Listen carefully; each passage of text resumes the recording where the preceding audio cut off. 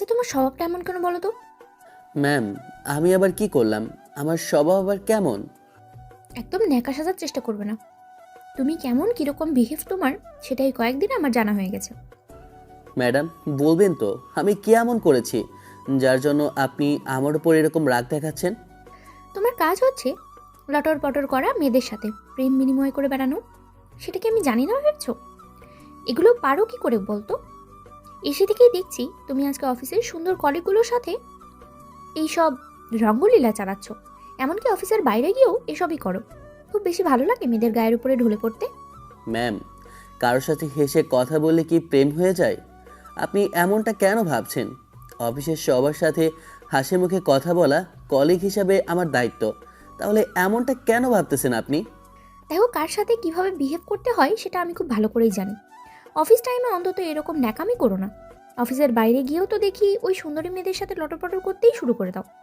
আর বিশেষ করে লামিয়ার সাথে তো তুমি সব সময় লেপটেই থাকো। ও কি তোমার গার্লফ্রেন্ড? ম্যাম, কারোর সাথে কথা বললে তার সাথে সময় কাটালেই যদি সে গার্লফ্রেন্ড হয়ে যেত, তাহলে পৃথিবীতে কোনো ভাই বোনের সম্পর্ক থাকতো না, আর ফ্রেন্ডের সম্পর্ক থাকতো না। একটা ছেলে আর একটা মেয়ে কি ফ্রেন্ড হতে পারে না? আপনি যেটা ভাবছেন তেমনটা নয়। লামিয়া আমার বেস্ট ফ্রেন্ড।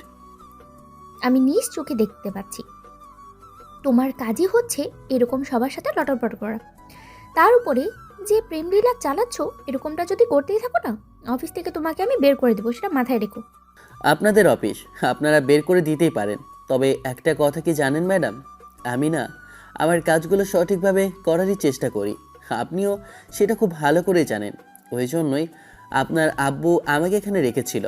কিন্তু যবে থেকে আপনি এসেছেন শুধু আমার উপর রাগারাগি করেন। আমি কি এতটাই বাজে যে আমার সাথে সবসময় রাগারাগি করেন? তুমি আমার মুখের উপরে কথা বলো কেন? তুমি অন্যায় করলে সেটার জন্য রাগারাগি করবে না তো কি করবে? হ্যাঁ, তুমি যেই সব কাজ করে শুরু করে দিয়েছো তাতে রাগারাগি করাটাই স্বাভাবিক। এখন কথা না বলে যাও এখান থেকে। কাজ দিলে তো লেট করে দিবে, আবার বলতেছো কাজ ঠিক মতো করো। মানলাম ঠিক মতো করো, কিন্তু সময় মতো করতে পারো না। ঠিক আছে ম্যাম, এখন থেকে আর আপনার সাথে কথা বলতেও আসবো না। তাহলেই হবে তো? আর সময় মতো সব কাজ দিয়ে দিব। একটা থাপ্পড় মারবো দিয়ে। তোমাকে বলছি আমার মুখের উপরে কথা না বলতে। সব সময় বেশি বকো কেন? যাও এখান থেকে, স্টুপিড কথাকার।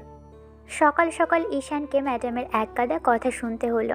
আর ঈশান নিজেও জানে না ম্যাম সবসময় ওর সাথে এরকম রাগারাগি কেন করে। অবশ্যই এটা ঠিক যে ও সবার সাথেই হাসি মুখে কথা বলে, কিন্তু নিশি ম্যামের চোখে শুধু পড়ে যখন মেয়ে কলিগগুলোর সাথে কথা বলে। কথাগুলো শুনেই ঈশানের মনটা বেশ খারাপ হয়ে গেল। কোনো অন্যায় না করেও শাস্তি পেতে হলো, তাই ঈশান মাথা নিচু করে দাঁড়িয়ে আছে। জানি না এই ছেলেটা স্বভাবটা এরকম কেন। ওকে অন্য কোনো মেয়ের সাথে হাসাহাসি করে কথা বলতে দেখলে রাগারাগি করে কেন? কিংবা আমার এরকম খারাপ লাগেই বা কেন? ওকে না কোনো মেয়ের সাথে আমার দেখতে ইচ্ছে করে না। প্রচণ্ড পরিমাণে রাগ উঠে যায় মাথায়। আজকেও তেমনটাই করলো, যার জন্য এরকম করতে হলো। আমি চাই না কারোর সাথে মিসবিহেভ করতে, কিন্তু ওর জন্য সেটাই করতে হয়।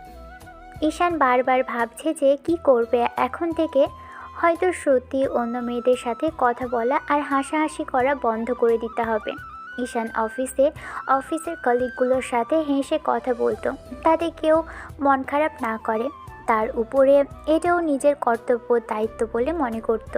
তো ম্যাডাম কিছুক্ষণ চুপ করে ঈশানের মুখের দিকে তাকিয়ে তাকিয়ে তারপর আবারও রাগী কণ্ঠে বলল, এখন যাও এখান থেকে। চুপচাপ দাঁড়িয়ে আছো কেন? বাইরে গিয়ে লটর পটর করতে শুরু করে দাও। ঈশান অসহায়ভাবে ম্যাডামের দিকে কিছুক্ষণ তাকিয়ে রইল।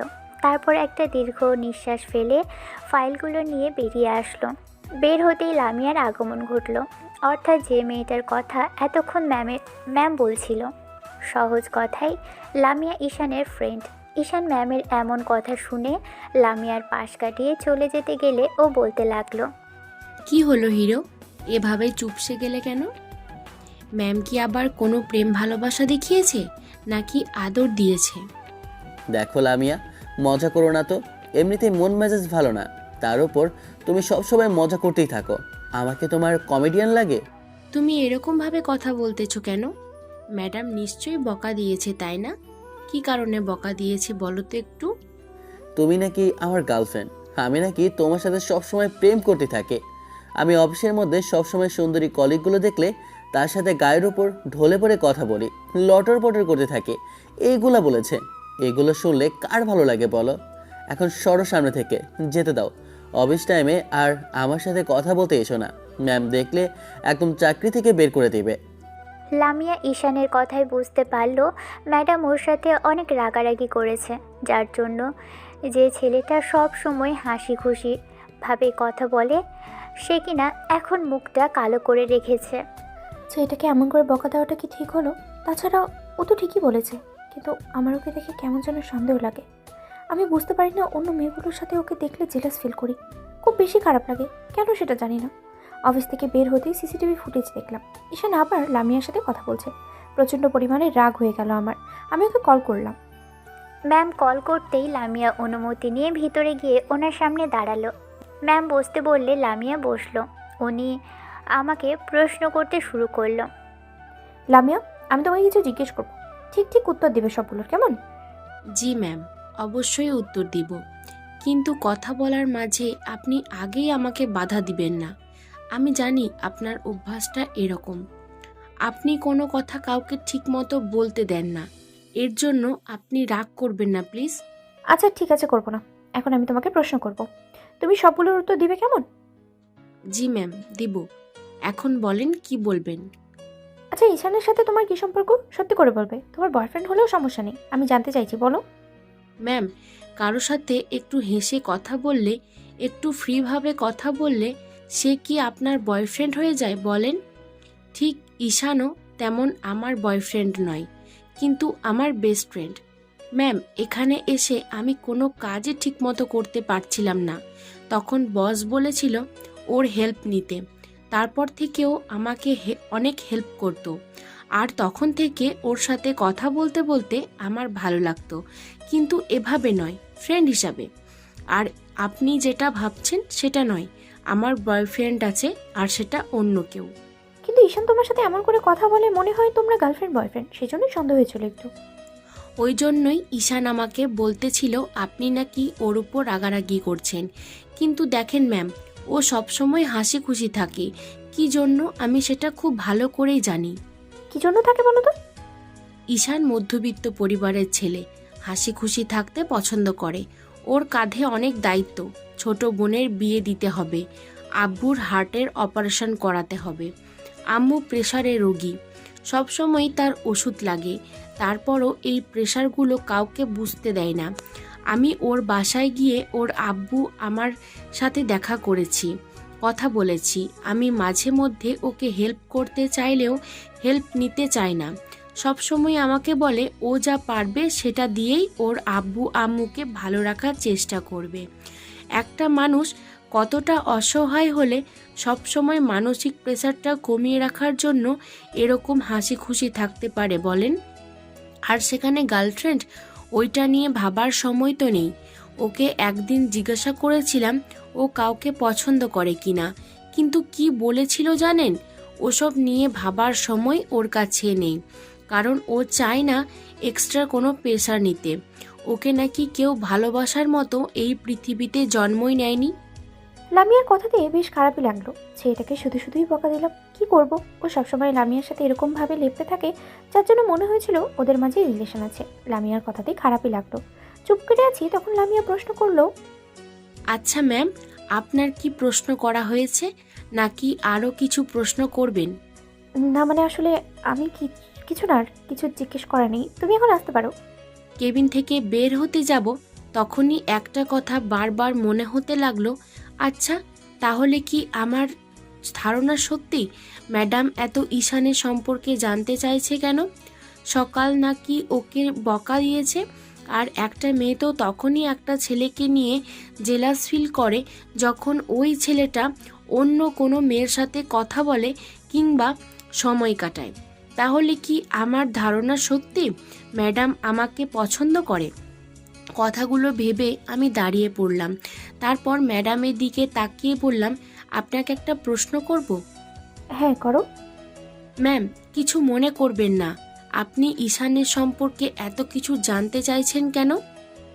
কেন জানতে পারি?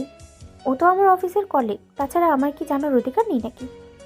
না মানে, আসলে একটা মেয়ে তখনই তো একটা ছেলে সম্পর্কে জানতে চায় যখন ওই ছেলেটার প্রতি তার ভালো লেগে থাকে, পছন্দ থাকে। তার ওপর ওই মেয়েটা তখনই ওই ছেলেটাকে নিয়ে জেলাস ফিল করে যখন ছেলেটাকে মেয়েটা ভালোবাসে। তাহলে কি আপনিও ওকে ভালোবাসেন? নিশি লামিয়ার এরকম কথাতে অবাক হয়ে ওর দিকে তাকিয়ে রইল। বুঝতে পারছে না ওর কথাগুলো কেন বলল, চুপচাপ করে আছে। তারপর মাথা নেড়ে না সুযোগ উত্তর দিতেও চলে গেল। সেদিনের পর ঈশান নিশি ম্যামের কথা মতো চলার চেষ্টা করত, কিন্তু যতবারই মেয়েগুলোর সাথেও হাসাহাসি করে কথা বলতো ততবার কেন জানি ম্যাম রেগে যেত, যেটার কারণ ঈশান বুঝতে পারতো না। আর ততবার ওকে কেবিনে ডেকে নিয়ে রাগারাগি করত। ঈশান ভেবে পায় না যে এখানে একজন কলিগের দায়িত্ব সবার সাথে হেসে কথা বলা, সেখানে ঈশানকে কেন মেয়েগুলোর সাথে হেসে কথা বলতে বারণ করে। অন্যদিকে ভেবে পায় না ঈশানকে অন্য মেয়েদের সাথে হেসে কথা বলতে দেখলে এমন করে রেগে যায় কেন। তো এভাবেই কয়েকটা দিন কেটে গেছে। এরই মাঝে ঈশান মেয়ে কলিগগুলো থেকে দূরে থাকার চেষ্টা করে। অন্যদিকে নিশি ম্যাম ভাবলো ঈশান সত্যিই ভালো একটা ছেলে, কিন্তু যতবার অন্য মেয়েগুলোর সাথে কথা বলে ততবার উনি রেগে যায় আর কেবিনে ডেকে নিয়ে এক গাদা কথা শুনিয়ে দেয়। 15 দিন পরের ঘটনা। ঈশান অফিসে আসার জন্য রেডি হচ্ছিল। এরই মাঝে আম্মুর চিৎকার চেঁচামেচির শব্দ শুনতে পারল। তাড়াহুড়ো করে আব্বু আম্মুর রুমে গিয়ে দেখে আব্বু বুকে হাত দিয়ে বসে আছে আর আম্মু কান্নাকাটি করছে। তখন ঈশান বলতে লাগলো, আম্মু, কি হয়েছে? আব্বু এরকম করছে কেন? তুমি কান্না করতেছো কেন? বাবারে, তোর আব্বু নাকি খুব খারাপ লাগতেছে। উনি নাকি অনেক কষ্ট পাচ্ছে। তুই কিছু কর, দেখ তোর আব্বু কেমন যেন করতেছে। তোর আব্বু না অনেক অসুস্থ হয়ে গেছে। ঈশানের বুঝতে বাকি রইল না আব্বু যে হার্টের প্রবলেম আছে সেটাই এবার গুরুতর আরও দেখা দিয়েছে। তাই তাড়াহুড়ো করে হসপিটালে নিয়ে গেল। হসপিটালে নিতেই ডক্টর আব্বুকে কেবিনে নিয়ে গিয়ে অক্সিজেন দিল আর ইঞ্জেকশন পুশ করলো। আধা ঘন্টা পর ডক্টর বেরিয়ে আসলো। তখন ঈশান ওনার সামনে গেল। ডক্টর, কি অবস্থা আমার আব্বুর? আব্বু ঠিক আছে তো? কিছু হবে না তো? তোমার আব্বু, তাই না? দেখুন, আপনাকে অনেক আগেই আমি বলেছিলাম আপনার আপুর খুব শীঘ্রই অপারেশনটা করতে হবে, কিন্তু 6টা মাস কেটে গেছে, আপনি অপারেশনটা করতে পারেননি। তার উপর যে এতগুলো দিন উনি সুস্থ ছিল, এটাই অনেক। না হলে এই রকম হার্টের রোগীগুলো এত স্বাভাবিক থাকা সম্ভব না। এখন দেখেন, অনেক সময় ব্যয় করেছেন, খুব শীঘ্রই 3-4 দিনের মতো অপারেশনটা করতে হবে। আর যদি করাতে না পারেন তাহলে আপনার আব্বু অনেক বড় ধরনের সমস্যা হয়ে যেতে পারে। ডক্টরের কথা শুনে ঈশান স্তব্ধ হয়ে গেল, চুপচাপ দাঁড়িয়ে রইল। তারপর মনে হলো আপুর অপারেশনটা করাতে হবে। ডক্টর, অপারেশন করতে কত টাকা লাগবে আপনি বলুন, আমি খুব শীঘ্রই অপারেশনটা করিয়ে নেব। হসপিটাল খরচ, মেডিসিন খরচ মিলিয়ে 10-12 লাখের মতো পড়বে। ডক্টরের কথা শুনে ঈশানের মাথায় যেন পুরো আকাশটাই ভেঙে পড়ল। ঈশান এতগুলো টাকা দিবে কি করে সেটাও নিজেও জানে না। ওর কাছে দেওয়ার মতো এত টাকা নেই। ঈশান চুপচাপ দাঁড়িয়ে আছে। ডক্টর বলতে লাগলো, আপনি টাকাগুলো জমা করে দিন, আমরা অপারেশনের ব্যবস্থা করছি। আর দেখুন, বেশি দেরি করবেন না। যদি বাবাকে বাঁচাতে চান, সুস্থ দেখতে চান, তাহলে টাকা পয়সার মায়া ছেড়ে অপারেশনটা করিয়ে দেন। ডক্টর যেতেই আম্মু কান্না জুড়ে দিল। ঈশান আম্মু আর বোনের কাছে আসতেই দুজনেই কান্না জুড়ে দিল। তখন ঈশান আম্মু আর বোনকে একসাথে জড়িয়ে ধরে বলতে লাগলো, আম্মু, বোন, তোমরা কান্নাকাটি করো না, দেখো সব ঠিক হয়ে যাবে। আমি আছি তো, তাই না? ভাইয়া, তুমি এতগুলো টাকা কোথায় পাবে? আমি তো জানি তোমার কাছে এতগুলো টাকা দেওয়ার মতো অবস্থা নেই। এখন আব্বুর কি হবে? আব্বুর কিছু হয়ে গেলে আমরা কাকে আব্বু বলে ডাকবো বলো? প্লিজ ভাইয়া, তুমি একটাবার দেখো, আব্বু ছাড়া আমাদের আর কে আছে বলো? ঈশানের চিৎকার করে কান্না করতে ইচ্ছে করছে। তারপরও দাঁতে দাঁত চেপে বোন আর আম্মুকে বুকের সাথে জড়িয়ে ধরে বলতে লাগলো, আপু, ঠিক কান্না করিস না, আল্লাহর উপর একটু ভরসা রাখ। আমি তো বলেছি আমি কিছু একটা করব। আব্বু ঠিক সুস্থ হয়ে যাবে, দেখিস। আবার আমাদের সাথে আগের মতো কথা বলবে। ঈশান এদিকে ওদিকে দৌড়াদৌড়ি করতে লাগলো, কিন্তু কোথায় যাবে, কি করবে, এতগুলো টাকা পাবে কোথা থেকে সেটাও জানে না। একবার মনে হয়েছে নিজের শরীরের কোনো অঙ্গ প্রত্যঙ্গ বিক্রি করে দিয়ে আব্বুকে সুস্থ করতে, কিন্তু তাতেও হয়তো এতগুলো টাকা কেউ ওকে দিবে না। এভাবে প্রায় 5টা দিন কেটে গেছে। এর মাঝে ঈশান হন্যে হয়ে পড়েছে। কোথায় যাবে, কি করবে, কি করলে আব্বুকে সুস্থ করে তুলতে পারবে সেটাই শুধু ভেবে যাচ্ছে। অন্যদিকে ঈশান অফিসে যাচ্ছে না দেখে লামিয়ার মনটা খারাপ। জানে না মন খারাপের কারণ কি। নিশি লামিয়ার কাছ থেকে ঈশানের খবরটা জানার চেষ্টা করেছে, কারণ ঈশানকে কল করলে ও রিসিভ করে না, এমনকি লামিয়ার কলটা পর্যন্ত রিসিভ করছে না। তাই ও বুঝতে পারছে না ঈশানের কোনো সমস্যা হলো কি না। তারপর শেষ যেদিন রাতে লামিয়া ঈশানকে কল করে, সেদিন ঈশান কলটা রিসিভ করে। তারপর লামিয়া জিজ্ঞেস করতে শুরু করে, ঈশান, কি হয়েছে তোমার? অফিসে আসছো না কেন? আর কল করলে রিসিভ করো না? তারপর কেমন যেন সবসময় ইগনোর করতেছো। কি হয়েছে বলো? আমার দ্বারা কোনো ভুল হয়ে গেছে যার জন্য তুমি আমাকে ইগনোর করছো এমন করে? আরে বাবা, আরে বাবা, না না, ইগনোর করবো কেন? আসলে আব্বুর শরীরটা একটু খারাপ তো, এই জন্য আসি না। আর আমি ছাড়া আব্বু আম্মুর কে আছে বলো? কিন্তু খুব শীঘ্রই অফিসে জয়েন করব। অফিসে জয়েন করবা মানে? কি হয়েছে আমাকে সত্যি করে বলো তো। তুমি তো অফিস বাদ দেওয়া মানুষ না। তাহলে কি এমন হয়েছে যার জন্য এরকম করে বলতেছো? ঈশান এত বড় একটা চাপ নিয়েও লামিয়ার সাথে হাসি মুখে কথা বলছিল, কিন্তু আবার সেটা সম্ভবও হচ্ছিল না।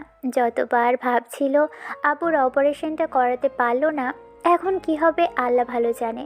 ভাবতেই ওর ভিতর থেকে চিৎকার করে কান্না আসছিল। তারপর দাঁতে দাঁত চেপে সহ্য করে বলল, আরে বাবা, বললাম না আব্বু একটু সেদিন অসুস্থ হয়ে গিয়েছিল, আর গ্রামের জমি জমার ব্যাপারে একটু ঝামেলা চলছে, এই জন্যই আর কি তোমার সাথে কথা বলা হয় না। প্লিজ রাগারাগি করো না। আচ্ছা, আমি কলটা রাখছি, হ্যাঁ, পরে কথা বলে নেব তোমার সাথে। ঈশান শত বিপদে থাকলেও কিংবা শত অসহায় হলেও কারোর কাছে নিজের বিপদ বা অসহায়ত্বের কথাটা বলবে না। লামিয়ার কেন জানি মনে হচ্ছে ঈশান কোনো বিপদে আছে, যার জন্য এরকম কষ্টটা অন্যরকম মনে হলো। তাই লামিয়া ঈশানের খোঁজ নেওয়ার জন্য ওর একটা ফ্রেন্ডকে কল করলো। ফোন রিসিভ করতেই লামিয়া বলতে লাগলো, কি অবস্থা, কেমন আছো তুমি? এই তো ভালো আছি। তুমি কেমন আছো? আর এতদিন পরে হঠাৎ কি মনে করে কল করলে? সেই দেখা হওয়ার পর থেকে শুধু একবার কথা বলেছিলে, তারপর আর কোনো খোঁজ খবরই নেই। হ্যাঁ, আজকে আবার কি মনে করে? আসলে কিছু জানার ছিল। কিছু সঠিক করে বলতে পারবে? উত্তর দিতে পারবে কিছু প্রশ্ন করলে? কেন কেন, সমস্যা হয়েছে? আর তুমি এমন করে কথা বলতেছো, তার মানে তো অবশ্যই কোনো সমস্যা আছে। আমাকে বলো কি হয়েছে। আসলে ঈশান কয়েকটা দিন যাবৎ অফিসে আসছে না। আর তুমি তো জানো কাজের প্রতি কতটা দায়িত্বশীল, কিন্তু আজকে 5-6টা দিন হয়ে গেল অফিস আসছে না। এদিকে ম্যাডাম বারবার জিজ্ঞেস করছে ওর কি হয়েছে। আমি বলেছি সমস্যা আছে, তাই কোনো রকমে বলে করে কাটিয়ে দিয়েছি। না হলে এতদিনে ওকে অফিস থেকে বের করে দিত। তার উপর ওকে কল করলে রিসিভ করছে না। একটু আগেই আমার সাথে কথা হয়েছে, শুধু রিসিভ করে বলল আঙ্কেল একটু অসুস্থ হয়ে পড়েছিল আর জমি জমার ব্যাপার আছে। আমার মনে হচ্ছে কোনো একটা কারণ তো আছেই। তুমি আমাকে বলো কি হয়েছে যার জন্য অফিসের আসাটা বন্ধ করে দিয়েছে। ম্যাডাম বারবার জিজ্ঞাসা করছে, আমাকে বলো ওর কি সমস্যা। কি বলতেছো তুমি? কিছুই জানো না? ও অনেক বড় একটা সমস্যার মধ্যে পড়েছে, যেটা তোমাকে একটা বড় বলেনি। বলবে কি করে, ফ্রেন্ড মনে করে না তো? আচ্ছা কি হয়েছে আমাকে একটা বার বলো। আমিও ভেবেছিলাম কোনো ঝামেলা তো একটা আছেই, না হলে ও এমন করে ইগনোর করতো না আমাকে। গত 5-6 দিন আগে ঈশানের আব্বু অনেক অসুস্থ হয়ে পড়েছিল। আর তুমি তো জানো হয়তো ঈশানের আব্বু হার্টের রোগী, আর ডক্টর বেশ কয়েকবার বলে দিয়েছিল অপারেশন করাতে। কিন্তু ঈশানের পরিবারের অবস্থা কেমন সেটা তো জানো। এতগুলো টাকা দিয়ে অপারেশন করানোর সামর্থ্য নেই, কারোর হেল্পও নেবে না। তাই জবে থেকে আঙ্কেলের হসপিটালে ভর্তি হয়েছে আর ডক্টর বলেছে ওনার অপারেশনটা খুব শীঘ্রই করাতে হবে। তবে থেকে ঈশান পাগল হয়ে যাচ্ছে, এদিকে ওদিকে যাচ্ছে আর টাকা পয়সার ব্যবস্থা করার চেষ্টা করছে, কিন্তু কিছুই করতে পারছে না। এজন্যই অফিসে যাওয়াটা বন্ধ করে দিয়েছে। বলো কি, একটা বারও আমাকে এই কথাগুলো বলতে পারলো না? এতটা স্বার্থপর হতে পারলো ও কি করে? তুমি তো জানো ঈশান কেমন টাইপের মানুষ, সাহায্য করতে চাইলেও যে নিবে না, সেটা তো তোমার জানা আছে। দেখো, যদি পারো তো ঈশানকে একটু হেল্প করো। আমিও চেষ্টা করছি নিজের মতো করে। আকাশ কলটা কেটে দিল। এমন কিছু শুনে লামিয়ার মনটা খারাপ হয়ে গেল, কারণ লামিয়া ওর বেস্ট ফ্রেন্ড, কিন্তু ওকে এই বিষয়টা জানায়নি, শুধু বলেছিল ওর আব্বুর শরীরটা খারাপ। লামিয়া চুপচাপ কেবিনে বসে আছে মন খারাপ করে। অন্যদিকে নিশি ম্যাম আজকে অফিসে এসে থেকেই ভাবছে ঈশান কী জন্য অফিসে আসছে না, যার জন্য উনি প্রচণ্ড পরিমাণে রেগে আছে। কিন্তু আবার পরক্ষণে মনে হচ্ছে যদি কোনো সমস্যা থাকে তার জন্য হয়তো আসছে না। বিষয়টা জানার জন্য নিশি ঈশানকে কয়েকবার ফোন দিলেও রিসিভ করলো না, তাই ভাবলো চুপ করে থাকাটা ঠিক হবে না। নিশি কেবিন ছেড়ে বেরিয়ে আসলো। তারপর লামিয়ার ডেস্কের সামনে আসতেই খেয়াল করলো ও মন খারাপ করে বসে আছে। নিশি ম্যাম লামিয়ার সামনে দাঁড়ালো, তারপরও ওর কোনো রেসপন্স নেই, তাই একটু কাশি দিল লামিয়ার দৃষ্টি আকর্ষণ করতে। ম্যামকে দেখে লামিয়া তাড়াহুড়ো করে উঠে দাঁড়ালো আর বলতে লাগলো, ম্যাম, আপনি আসলে, আমি বুঝতে পারিনি। আচ্ছা সমস্যা নেই, আমি তোমার কাছে কিছু জানার জন্যই আসলাম। কি কথা ম্যাম, বলেন। ঈশান তো তোমার ফ্রেন্ড, তাহলে তুমি তো নিশ্চয়ই জানতে পারো যে ঈশানের কয়টা দিন যাবৎ অফিসে আসছে না, কী জন্য। আর আমি ওকে কল করেই চলেছি, কিন্তু কলটা রিসিভও করছে না, হয়তো কোনো কারণে ইগনোর করছে। ঈশানের কী হয়েছে বলতে পারবে? আমার কিন্তু খুব রাগ হচ্ছে। আবার ভাবলাম না জেনে সিন ক্রিয়েট করে লাভ কী, কারোর সুবিধা অসুবিধা থাকতেই পারে। আর যতদূর জানি ওই অফিসে ফাঁকি দেওয়ার তো ছেলে নয়, তাহলে কী এমন হয়েছে যার জন্য অফিসে আসাটাই বন্ধ করে দিয়েছে? আসলে ম্যাম, ঈশানের আব্বু 5-6টা দিন আগে অনেক অসুস্থ হয়ে পড়েছিল, সেই জন্যই ও অফিসে আসছে না। জানেন ম্যাম, কথাগুলো শুনে প্রচণ্ড পরিমাণে খারাপ লাগলো। 5-6টা দিন হয়ে গেছে, ও আমাকে একটা বার তো জানাতে পারতো বিষয়টা, কিন্তু সবটা নিজের মধ্যে চেপে রেখেছে। বলতে পর্যন্ত সংকোচ করছে যেন আমরা ওকে সাহায্য করার কথা না বলি। ঈশানের এরকম কথা নিশির একটু খারাপ লাগলো। বুঝতে পারলো ঈশান অনেক বাজে পরিস্থিতির মধ্যে আছে, যার জন্য অফিসে আসাটাও বন্ধ করে রেখেছে। তখন লামিয়া বলতে লাগলো, জানেন ম্যাম, আমি অবাক হয়ে যাচ্ছি এরকম কাণ্ড দেখে, কিন্তু কি করব, হেল্প করতে চাইলে নিবে না।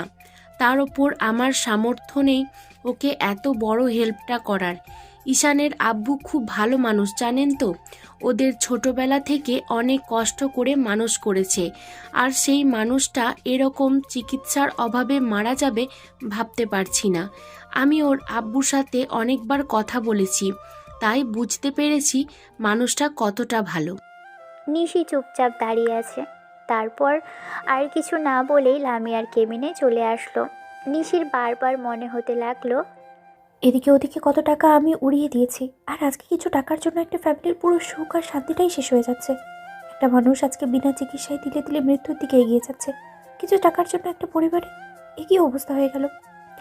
লামিয়া আগেই বলেছিল ঈশানের ফ্যামিলির অবস্থা তেমন ভালো নয়, তার উপরে ছেলেটা কারো সাহায্য নিতে নারাজ, আর এতগুলো টাকাও পাবে কোথায়? সারাটা দিন নিশি কথাগুলো ভাবলো, আর তাতে ওর খারাপ লাগাটা বেড়েই চলল। তারপর বিকেলের দিকে আবারও নিশির মনে হতে লাগলো, আচ্ছা ঈশান এতগুলো টাকা পাবে কোথায়? আর কেই বা ওকে হেল্প করবে এতগুলো টাকা দিয়ে? ছেলেটা এখন কি করবে? যদি ওর আব্বুর কিছু হয়ে যায় তাহলে তো ওরা অনেকটাই ভেঙে পড়বে। নিশি অনেকক্ষণ ভাবলো, ওদের তো অনেক টাকা, তাহলে ও চাইলেই ঈশানকে হেল্প করতে পারে। কথাগুলো ভেবেই নিশি তাড়াহুড়ো করে লামিয়ার কাছে আসলো। লামিয়া ওর দিকে তাকালে নিশি বলতে লাগলো, লামিয়া, তুমি আমাকে একটু হাসপাতালে নিয়ে যেতে পারবে? ঈশানের আব্বু যেখানে অ্যাডমিট। কিন্তু ম্যাম, আপনি হঠাৎ হসপিটালে যেতে চাইছেন? আমি তো বললাম যে ঈশানের আব্বু অসুস্থ। আপনি প্লিজ কোনো সিন ক্রিয়েট করবেন না, আমি ওর সাথে কথা বলে নিব। আপনি ওর স্যালারিটা কেটে রাখুন, তারপরে ওকে চাকরি থেকে বের করে দিবেন না। লামিয়া, তোমার আমাকে দেখে এটাই মনে হয়? আমি সবটা জানার পরও ঈশানের উপরে এত বড় অন্যায় করব? এটা কি করে হয়? আজকে তো আমার আব্বু অসুস্থ থাকতে পারতো, তাহলে ঈশান কি আমাকে চাকরি থেকে বের করে দিত? এখন কথা না বলেই চুপচাপ আমাকে বলো ঈশানের আব্বু কোন হাসপাতালে আছে। লামিয়া চুপচাপ কিছুক্ষণ নিশি ম্যামের মুখের দিকে তাকিয়ে রইল। তারপর ও কিছু জিজ্ঞেস করার আগেই নিশি ম্যাম বলল, এখন এত কিছু বলার সময় নেই, তুমি আমাকে হাসপাতালে নিয়ে চলো, আমি তারপর সবটা তোমাদেরকে বুঝিয়ে বলবো। নিশি ম্যামের এরকম রাগী চেহারা দেখে লামিয়ার কথা না বাড়িয়ে ওনাকে নিয়ে বেরিয়ে পড়ল। ওরা আধা ঘন্টার মধ্যেই হসপিটালে চলে আসলো। তারপর ভিতরে যেতেই দেখলো ঈশান কিছুটা দূরে দাঁড়িয়ে ডক্টরের সাথে কথা বলছে। ওর মুখটা কালো হয়ে আছে, আর দূরে ঈশানের আম্মু আর বোন দাঁড়িয়ে আছে। লামিয়া নিশি ম্যামকে ঈশানের আম্মু আর বোনের কথা বললে নিশি এগিয়ে গেল ওদের দিকে। তারপর লামিয়া ওদের সঙ্গে জিজ্ঞেস করলো, আন্টি আঙ্কেলের কি অবস্থা এখন, কেমন আছেন উনি? তারপর লামিয়া ওদের জিজ্ঞেস করলো। লামিয়ার এমন কথা শুনে আম্মু প্রচণ্ড পরিমাণে কান্নাকাটি করতে শুরু করলো। তখন নিশি বলতে লাগলো, আন্টি আপনি কান্নাকাটি করবেন না, দেখেন আঙ্কেল ঠিক হয়ে যাবে, আমরা আছি তো, আপনি প্লিজ কান্নাকাটি করবেন না।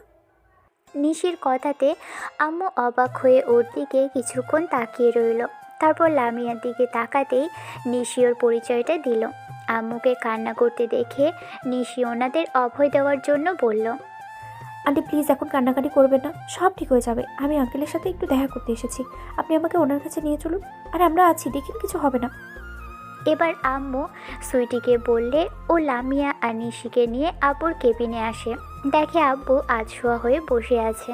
সুইটি এসে আব্বুর সামনে দাঁড়াতেই আব্বু ওদের দিকে তাকালো। তখন লামিয়া ওনার সাথে কথা বলল।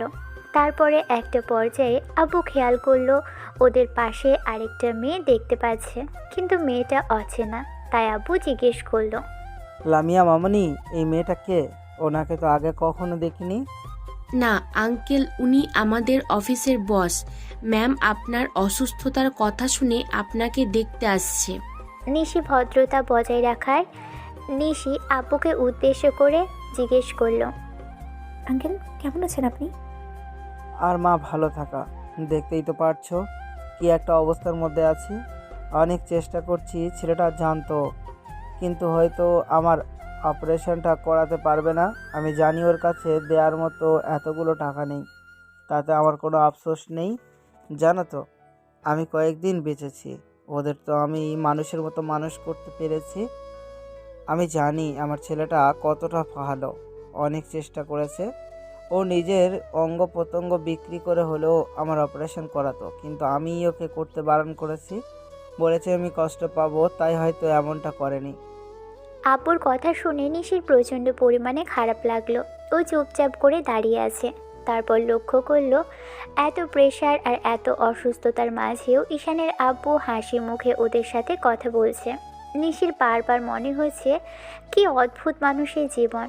নিশির ওদের এমন অবস্থা দেখে খারাপ লাগছে, তাই বলল, আঙ্কেল আপনি টেনশন করবেন না, আমরা আছি তো, সব ঠিক হয়ে যাবে, ওপরওয়ালা আছেন, আপনি খুব তাড়াতাড়ি সুস্থ হয়ে যাবেন, একদম টেনশন করবেন না। যা মামনি, আমি আর এখন আর আমি টেনশন করি না, কারণ আমার পরিবারটাকে দেখার জন্য আমার ছেলেটা আছে, ও সবটা সামলে নিবে। তবে মেয়েটার বিয়েটা দেখে যেতে পারলে অনেক ভালো হতো। আচ্ছা মামনি, তুমি আমার ছেলের একটু খেয়াল রেখো।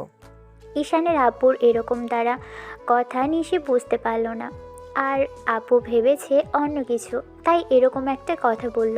তারপরও নিশি মাথা নেড়ে হ্যাঁ সূচক উত্তর দিল। ওরা আরও কিছুক্ষণ কথা বলে বেরিয়ে আসলো। দেখলো ঈশান এখনও ডক্টরের সাথে কথা বলছে। আব্বুর এরকম দ্বারা অবস্থা দেখে নিশির বেশ খারাপ লাগছে, তাইও এসেই ডক্টরের সামনে দাঁড়ালো আর বলতে লাগলো, ডক্টর সাহেব, অপারেশন করতে যত টাকা লাগে আমি দেব, আপনি টাকা নিয়ে কোনো চিন্তা করবেন না, আপনি অপারেশনটা খুব শীঘ্রই করুন, আমি এক্ষুনি আপনার অ্যাকাউন্টে টাকা অ্যাড করে দিচ্ছি, আর দেরি করবেন না, আমি ওনাকে সুস্থ দেখতে চাই। নিশির এরকম দ্বারা কথাতে ঈশান অনেকটা অবাক হয়ে গেল, ওর দিকে কেমন করে তাকিয়ে রইল। তখন নিশি ম্যাম আবারও বলতে লাগলো, কী হলো ডাক্তার সাহেব, আমার কথা কি আপনি বুঝতে পারেননি, নাকি আমাকে আরও কিছু বলতে হবে? এখন চুপচাপ না থেকে যান, অপারেশনটা শুরু করুন। ডক্টর খুব ভালো করে নিশিকে চিনে। এত বড় লোকের মেয়ে, তাই চেনাটা স্বাভাবিক। ডক্টর মাথা নেড়ে চলে গেলে এবার ঈশান বলতে শুরু করলো। ম্যাম, আপনি এখানে? তোমার আব্বু অসুস্থ, তাই দেখতে আসলাম। তুমি তো কয়দিন যাবত অফিসে যাচ্ছ না, তাই কারণ জানতে চাইলে লামিয়া বললো তোমার আব্বু অসুস্থ, তাই দেখতে আসছিলাম। তারপরে সেসব খুব খারাপ লাগলো। ভাবলাম এত টাকা পয়সা থাকতেও আজকে একটা মানুষের জীবন এভাবে বিপন্ন, তাই চুপ করে থাকতে পারলাম না। ঈশান, প্লিজ টেনশন করো না, দেখো সব ঠিক হয়ে যাবে, আঙ্কেল একদম ঠিক হয়ে যাবে। ঈশান কথা বলতে পারল না। বাবা অসুস্থ, তার উপর এতগুলো টাকার দরকার, তাই চুপ করে রইল। তখন নিশি বিষয়টা বুঝতে পেরে বলল। কি হলো, চুপ করে আছো যে, কিছু বলছো না কেন? আর কোনো কথা বলবে না? তোমার যদি এতই সংকোচ থাকে তাহলে না হয় তুমি টাকাগুলো পরে আস্তে আস্তে শোধ করে দিও। মনে করো তোমাকে অফিস থেকে লোন দিলাম, কেমন? ম্যাম, আপনার এই ঋণ আমি কখনোই শোধ করতে পারবো না। আপনি আমাকে অনেক বড় উপকার করলেন। জানেন, আমি ভেবেছিলাম আব্বুর এরকম অসুস্থতার জন্য নিজের কিডনি বিক্রি করে দেব, তারপরও আব্বুর চিকিৎসা করাবো। কিসব উল্টোপাল্টা কথা বলো, হ্যাঁ? এগুলো বলতে হয় না ঈশান। দেখো, তোমার আব্বু এখন ঠিক আছে আর খুব শীঘ্রই সুস্থ হয়ে যাবে, আর এগুলো বলতে হয় না ঈশান। তুমি না ওদের একমাত্র আশা ভরসা, তাহলে তোমার কিছু হয়ে গেলে ওদের কি হবে? ম্যাম, আমার আব্বু আমার জন্য অনেক কষ্ট করেছে জীবনে, তাই তার ঋণ তো কখনোই শোধ করতে পারবো না। ওই জন্য ভেবেছিলাম আব্বুকে ভালো করতে গেলে হয়তো এটাই করতে হবে, কিন্তু এতগুলো টাকা পাওয়া যাবে না, তাই ভাবতে পারছিলাম না কি করব। তুমি তোমার পরিবারের পাশে দাঁড়াতে চাইছো, এতে এত ভাবাভাবির কি আছে? দেখো, আল্লাহ কোনো না কোনোভাবে সবাইকে ব্যবস্থা করে দেয়। তেমনই না হয় আল্লাহর মর্জিতে তোমার ফ্রেন্ড হয়ে আমি তোমার পাশে দাঁড়ালাম। কিন্তু ম্যাম, আপনি... আর কোনো কিন্তু না। আর একটা কথা বলবে না, তাহলে আমার থেকে খারাপ কিন্তু আর কেউ হবে না। ঈশান সবসময় এত মহত্ব দেখাতে নেই।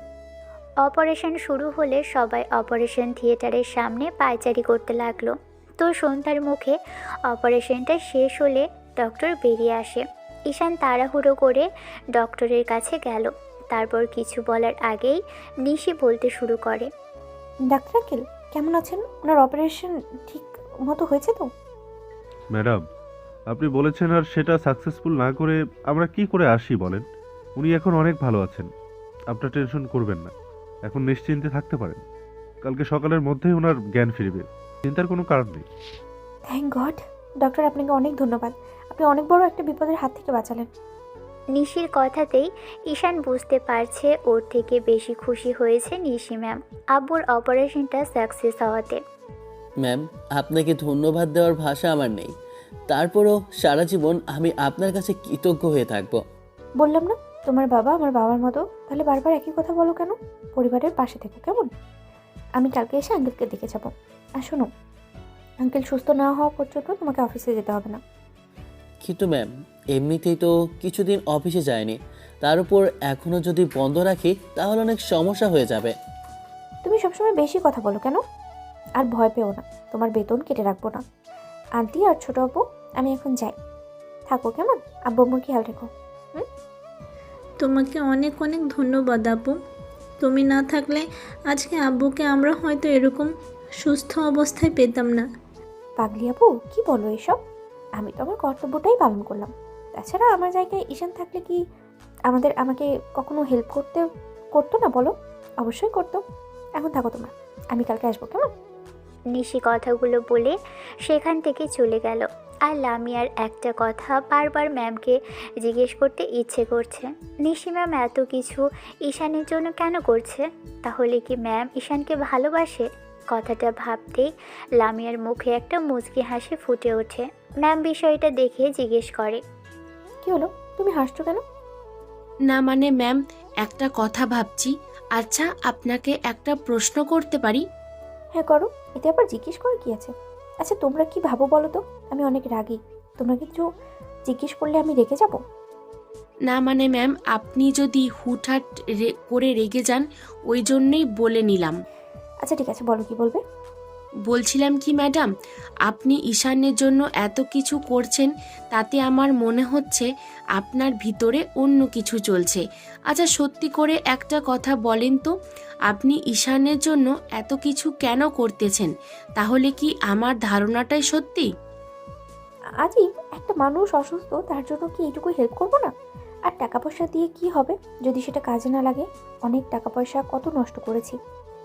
যখন দেশের বাইরে ছিলাম তখন অনেক টাকা আমি এদিকে ওদিকে নষ্ট করেছি, কিন্তু আজকে যখন ভাবলাম একটা মানুষ টাকার অভাবে চিকিৎসাহীনভাবে ভুগে মারা যাবে, তখন খুব খারাপ লাগলো।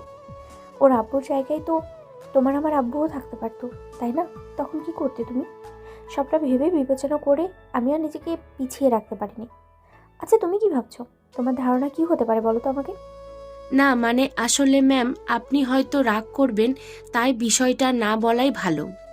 পেটের কথা পেটে না রেখে মুখ দিয়ে বের করে দাও। বলো না কি বলতে চাও। আর তুমি কি ভাবো সবসময় আমি রাগ অভিমানই দেখাই? দেখো, মুড খারাপ থাকলে ভালো কথা শুনেও তখন রাগ হয়ে যায়, তাই রাগ দেখাই। এখন বলো কি বলবে। ম্যাম, আমার কিন্তু মনে হচ্ছে না আপনি শুধু ওকে ফ্রেন্ড ভেবে মানুষের দায়িত্ব পালন করছেন না। আমার মনে হয় আপনি ওকে পছন্দ করেন কিংবা ভালোবাসেন। প্লিজ রাগ করবেন না। আমার মনে হলো তাই বললাম। আমি এর আগেও অনেকবার খেয়াল করে দেখেছি আপনি ওর প্রতি একটু বেশি কেয়ারিং দেখান, তাছাড়া ওকে একটু বেশি ভালোবাসা দেখান। এটা শুধু ফ্রেন্ডশিপের ভালোবাসা হতে পারে না, এটা আমার কাছে অন্য কিছু বলে মনে হয়। তোমার চিন্তাধারা এরকম কেন? হ্যাঁ, তাছাড়া তুমি দেখতে পাও না ওর আর আমার লেভেল কি এক নাকি? ওর সাথে আমার কি করে যায় বলো। নিশি ম্যামের এমন তারা কথা শুনে লামিয়ার মুখটা চুপসে গেল। ওর খুব খারাপ লাগলো ভেবেই যে ম্যাম ঈশানকে মন থেকে পছন্দ করে, যার জন্য ওর প্রতি কেয়ারিং দেখায়, কিন্তু সেটা শুধু লেভেল আর টাকা পয়সার জন্য দূরে সরিয়ে রাখতে চাইছে। তাই লামিয়া বলতে লাগলো, ঠিকই বলেছেন ম্যাম, লেভেল দেখিয়ে ভালোবাসা হয়, আর আপনাদের কাছে সেটা কমন বিষয়। ঠিকই বলেছেন, ওর লেভেলের সাথে আপনার কখনো যায় না। আপনি আসলেই অনেক বুদ্ধিমান যে লেভেল দেখে দেখে কাউকে ভালোবাসবেন। নিশি কিছু বলতে গিয়েও বলতে পারল না। তারপর আবারও ভাবতে লাগলো, তাহলে কি সত্যি আমি ঈশানকে পছন্দ করি? নিজের অজান্তে ওকে ভালোবেসে ফেলেছি, কিন্তু আমি তো কিছুই বুঝতে পারছি না আমি কেন এরকম ভাবতেছি। তাহলে কি লামিয়ার কথাই সত্যি, আমি ঈশানকে ভালোবাসি? সেদিন সারাটা রাত নিশি ভাবলো ও কী জন্য হুটহাট করে ঈশানের পাশে দাঁড়ালো, ওর ওর জন্য এত কিছু করলো। তার উপর সেদিনের পর থেকে, যেদিন ঈশানের সাথে সিন ক্রিয়েট করেছিল, অন্য মেয়েগুলোর সাথে কথা বলতে বারণ করেছিল, সেদিন থেকেই নিশি ওকে নিয়ে একটু বেশিই ভাবে, সবসময় ওর প্রতি কেয়ারিং দেখায়। ঈশানকে কারো সাথে মেলামেশা করতে দেখতে পারে না, বিশেষ করে অফিসের মেয়ে কালীগুলোর সাথে তো নয়। মেয়েগুলোর সাথে দেখলে একদম তেলে বেগুনে জ্বলে যায়। বুঝতে পারছি না এমন কেন হচ্ছে। এই প্রথমবার লাইফে এরকম অদ্ভুত কিছু হচ্ছে। তাহলে কি সত্যি আমি ঈশানকে পছন্দ করি, নিজের অজান্তে ওকে ভালোবেসে ফেলেছি? না না, সেটা কি করে হয়? ও কোথায় আর আমি কোথায়? তাছাড়া আমি তাকে ভালোবাসি না, তাহলে এসব কেন ভাবছি? আর লামিয়া বারবার যে বোঝাচ্ছে, আমার তো মনে হচ্ছে ওর কথাটা ঠিক না হয়ে যায়। এটা কি করে হয়? আমি ওর সাথে কখনো থাকতে পারবো না। ও গরিব ঘরের ছেলে, ওর সাথে গিয়ে আমি কি করে থাকবো? আর আব্বু কি এটা মেনে নেবে? কখনোই মেনে নেবে না। তো আমি কী সব যে ভাবতেছি। সারাটা রাত নিশি তেমনভাবে ঘুমোতে পারল না। ভোর রাতের দিকে একটু ঘুমোতেই পরদিন ঘুম থেকে লেট করে উঠল। তারপর ফ্রেশ হতেই দেখলো অফিস টাইম প্রায় আধা ঘন্টা দেরি হয়ে গেছে। নিশি আর অফিসে গেল না। ভাবলো কালকে ঈশানের আব্বুকে কালকেও এ অবস্থাতে রেখে আসছে, আজকে গিয়ে একবার দেখা করে আসা কর্তব্য। নিশি কথাগুলো ভেবেই হসপিটালের উদ্দেশ্যে রওনা দিল। তারপর যাওয়ার সময় ঈশানের আব্বুর জন্য কিছু ফলমূল নিয়ে নিল। নিশিকে হসপিটালে আসতে দেখে ঈশানের আম্মু আর ওর বোন অনেকটা অবাক হলো। তখন ঈশান ওনার সামনে এসে দাঁড়াতেই নিশি বলতে লাগলো, কেমন আছো? আর আঙ্কেল কেমন আছে এখন? জি ম্যাম, ভালো আছি। আর আব্বু ভালো আছে, একটু আগেই জ্ঞান ফিরেছে, এখন সবার সাথে কথা বলছে। আপনাকে দেখতে চাইছিল, আর আপনি তার মধ্যেই চলে আসলেন। কি বলো তাই? আচ্ছা, আমি আঙ্কেলের সাথে একটু দেখা করতে পারবো? ম্যাম, আপনি এমন করে বলবেন না প্লিজ। আপনি আমাদের এত বড় উপকার করেছেন, সেটা সারা জীবন মনে থাকবে। আর আপনি এমন করে বলতেছেন, প্লিজ আপনি একটু ভেতরে চলুন। নিশি কেবিনের ভিতরে আসলে ঈশানের আব্বু ওকে দেখেই উঠে বসার চেষ্টা করলে, তখন ম্যাম তাড়াহুড়ো করে গিয়ে ঈশানের আব্বুকে উঠে বসতে সাহায্য করলো। আঙ্কেল উঠবেন না, আপনি শুয়ে থাকুন। আমি আপনার সাথে দেখা করতে আসছিলাম। আমি আপনার সামনে বসতেছি, কিছু বলার থাকলে বলেন, আমি শুনছি। আব্বু নিশির দিকে একটা হাত এগিয়ে দিলে নিশি আব্বুর একটা হাত ধরল। আব্বুর নিশির হাত দুহাতের মুঠোয় নিয়ে বলতে লাগলো, মামনি, তোমার এই ঋণ যে আমি কি করে শোধ করব জানি না। আমি জানতাম আমার ছেলের সাধ্য নেই আমাকে অপারেশনটা করাবে, কারণ এই অনেক কষ্টের চাকরিটা পেয়েছে, আর ওইটুকু চাকরিটার মাধ্যমেই পুরো সংসার চালাতে পারে। তার উপর বোনেদের পড়ালেখার খরচ আর আমার মেডিসিন কিনতে কিনতেই সব শেষ হয়ে যেত। আমি জানতাম ও টাকাগুলো জোগাড় করতে পারবে না, তারপরও নিজের সাধ্যমতো চেষ্টা করতেছিল। কিন্তু উপরওয়ালা হয়তো তোমার মাধ্যমে আমার অসুস্থতা দূর করে দিয়েছে, তার জন্য আমি তোমার কাছে অনেক কৃতজ্ঞ। ছি ছি আঙ্কেল, আপনি এসব কী বলতেছেন? দেখেন, আপনি আমার বাবার মতো। আমার জায়গায় আজকে যদি আপনার ছেলে থাকতো আর আপনার জায়গায় আমার বাবা থাকলো, তাহলে ঈশান আমাকে হেল্প করতো না বলেন? তাই এসব বলে আমাকে আর লজ্জা দেবেন না। আমি আপনাদেরকে আপন ভেবেই সবটা করেছি। ম্যামের এমন কথাতে ঈশান অবাক হয়ে ওনার দিকে তাকিয়ে রইল। এর মাঝে লামিয়া এসে দেখল নিশি ম্যাডাম ঈশানের আব্বুর সাথে কথা বলছে হেসে হেসে। নিশি বারবার খেয়াল করেছে এত অসুস্থতার মাঝেও ঈশানের আব্বু সবার সাথে হেসে কথা বলেছে। তো নিশি বেশ কিছুক্ষণ ঈশানের আব্বুর সাথে কথা বলল। তাতে বুঝতে পারল মানুষটা বেশ সহজ সরল। তো দুপুর গড়িয়ে গেলে নিশি ঈশানের আব্বুর থেকে বিদায় নিয়ে চলে আসতে গেলে ঈশান নিশিকে খেয়ে যেতে বলল। এখন খাওয়ার সময় নেই, পরে কোনো এক সময় তোমার বাসায় গিয়ে খাবো। আঙ্কেল সুস্থ হোক, একদিন বাসায় ইনভাইট করো, তখন খাবো। আর শোনো, তুমি আঙ্কেলের খেয়াল রেখো। ম্যাম, কি যে বলেন না। আব্বু সুস্থ হলে আপনাদের বাসায় রাখবো, আর আমার বিয়ে সেটা নিয়ে না ভাবাই ভালো। কেন তোমার বিয়ে নিয়ে ভাববো না কেন? নাকি তোমার বিয়ে করার ইচ্ছা নেই, সারা জীবন চিরকুমার হয়েই থাকবা? না না ম্যাম, তেমন কিছু না, কিন্তু আমার মতো একটা গরিব ঘরের ছেলেকে কে বিয়ে করবে, তাই আমি ওসব নিয়ে ভাবি না। কেন, কখনো কাউকে পছন্দ করনি কিংবা কারো প্রেমে পড়োনি? ম্যাম, যেখানে পরিবারের চিন্তা করতে করতে নিজের লাইফটা শেষ, সেখানে আর অন্য কাউকে নিয়ে চিন্তা করার সময়টা আমার মতো ছেলে পেয়ে ওঠে না, তাই এগুলো নিয়ে কখনো ভাবা হয়ে ওঠেনি। থাক এসব কথা, চলুন আপনি কি একটু এগিয়ে দেই। না না, যেতে হবে না, আমি গাড়ি নিয়ে আসছি, চলে যেতে পারবো। নিশি চলে যাওয়ার সময় ওকে অফিসে যেতে বারণ করলো। তো আরও 7টা দিন আব্বুকে হসপিটালে থাকতে হলো। আর হসপিটালে যাবতীয় খরচগুলো জোরপূর্বক বহন করলো। ঈশান বারণ করেছিল নিশিকে, তারপরও শোনেনি। উল্টো ঈশানের কাছ থেকে কোনো টাকা পয়সা হসপিটাল কর্তৃপক্ষকে নিতে বারণ করেছিল।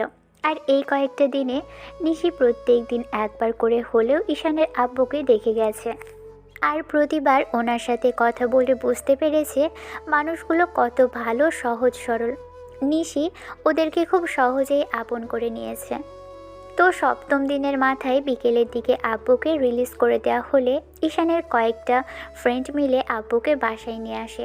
তারপর ঈশান আব্বুকে রুমে শুইয়ে দিয়ে কিছুক্ষণ কথা বলে চলে আসতে গেলে তখন আব্বুর একটা হাত ধরে ফেলে।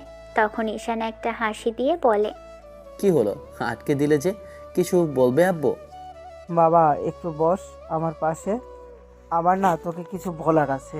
হ্যাঁ বলো, কি বলবে? আব্বু উঠে বসার চেষ্টা করলে ঈশান আব্বুকে বসিয়ে দিল। তখন আব্বু ওর একটা হাত দুহাতের মুঠোয় নিতেই ঈশান বুঝতে পারল আব্বু ওর কাছে কিছু আবদার করবে। তাই ঈশান একটু হেসে বলল, আব্বু, আমি বুঝতে পারছি তোমার কিছু বলার আছে, বলো কি বলবে। এরকম আবদার করে বলার কিছুই নেই, আমি আমার সাধ্যমতো চেষ্টা করব। বাবারে, আজকে আমি তোর কাছে কিছু চাইবো, তুই আমাকে দিবি বল? আব্বু, আমি তো বললামই আমার সাধ্যের মধ্যে হলে আমি তোমাকে দেওয়ার চেষ্টা করব। এখন বলো আমাকে কি করতে হবে। বাবা, আমার না মেয়েটাকে প্রচণ্ড পরিমাণ পছন্দ তোর বউ হিসাবে, তাই বলছিলাম কি তুই ওকে আমার ঘরের মেয়ে হিসাবে এনে দিবি? আব্বুর কথাতে ঈশান একটু হতভম্ব হয়ে গেল আর ভাবলো আব্বু কার কথা বলছে, তাইও বলতে লাগলো, আব্বু, তুমি কার কথা বলতেছো? লামিয়ার কথা তো? হ্যাঁ, ও অনেক মিষ্টি মেয়ে, কিন্তু আব্বু আমি ওকে ফ্রেন্ড ছাড়া অন্য কিছু ভাবি না। তার উপর তুমি যেটা মিন করতেছো সেটা কখনো সম্ভব না। না রে বাবা, আমি লামিয়ার কথা বলছি না। আমি নিজেও জানি লামিয়ার অন্য জায়গায় সম্পর্ক আছে, ওই বিয়েটা ঠিক হয়ে আছে। আমি নিশি মামনির কথা বলছি। মেয়েটা ভারী মিষ্টি, বল না, তুই এনে দিবি ওকে আমার ছেলের বউ করে। আমি মেয়েটাকে বড্ড পছন্দ করেছি আমার ছেলের বউ হিসাবে। ও আমার ছেলেকে অনেক ভালো রাখবে।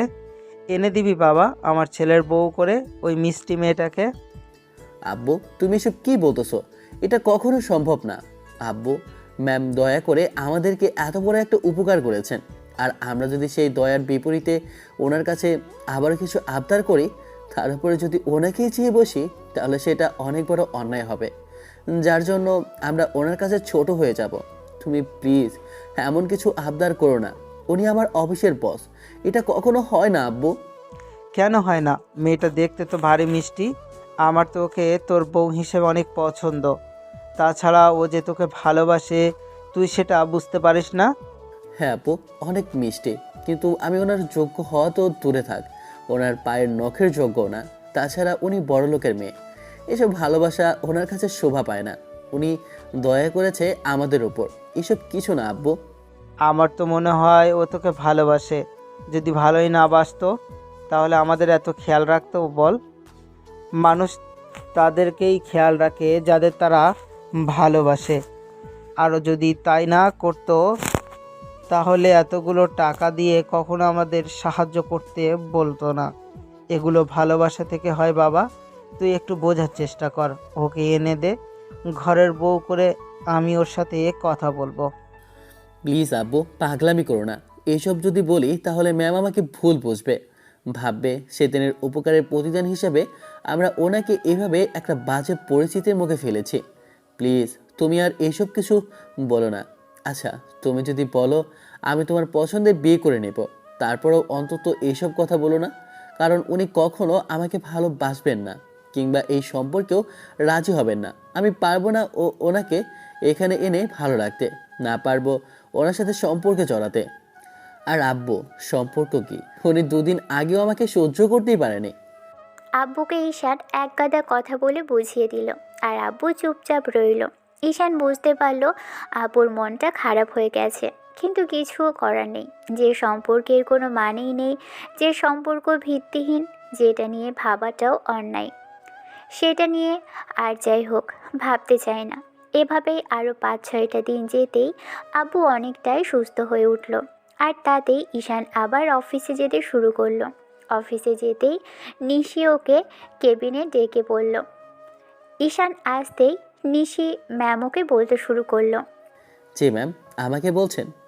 তুমি ছাড়া এখানে তো অন্য কাউকে দেখতে পাচ্ছি না, তাহলে কাকে বলবো? বসো। ঈশান বসতেই নিশি পিয়নকে ডেকে 2 কাপ কফি আনতে বলল, যার জন্য ঈশান একটু অবাক হলো, কারণ এমনটা কখনোই হয়নি। আসলে নিশি অনেক রাগী, তার উপর সব সময় ওর সাথে রাগারাগি করে, তাই কখনো কেবিনে ডেকে এনে চা কফির অফার করেনি। তো ঈশান, বলো তোমার আব্বু এখন কেমন আছে? সব ঠিকঠাক আছে তো? জি ম্যাম, অনেক ভালো আছে, আপনাদের দোয়ায় অনেক ভালো আছে। তোমার আব্বু ঠিক হয়ে গেলে অন্তত একটা দিন আমাদেরকে ইনভাইট করে নিয়ে খাওয়াতে পারতে। আমি তো ভেবেছিলাম তোমার আম্মুর হাতে রান্না খাবো। আসলে কখনো আম্মুর হাতে রান্নাটা খাওয়ার সৌভাগ্য হয়ে ওঠেনি তো, তাই তোমার আম্মুর হাতে রান্নাটা খাবো ভেবেছিলাম। কিন্তু তুমি তো এত বেশি ব্যস্ত আর বাসায় নিয়ে যেতেই ভয় পাও, তার জন্য আর ইনভাইট পর্যন্ত করো না। কি যে বলেন না ম্যাম, আপনার কি আমাদের ওই অসামান্য খাবারগুলো আপনার গলা দিয়ে নামবে?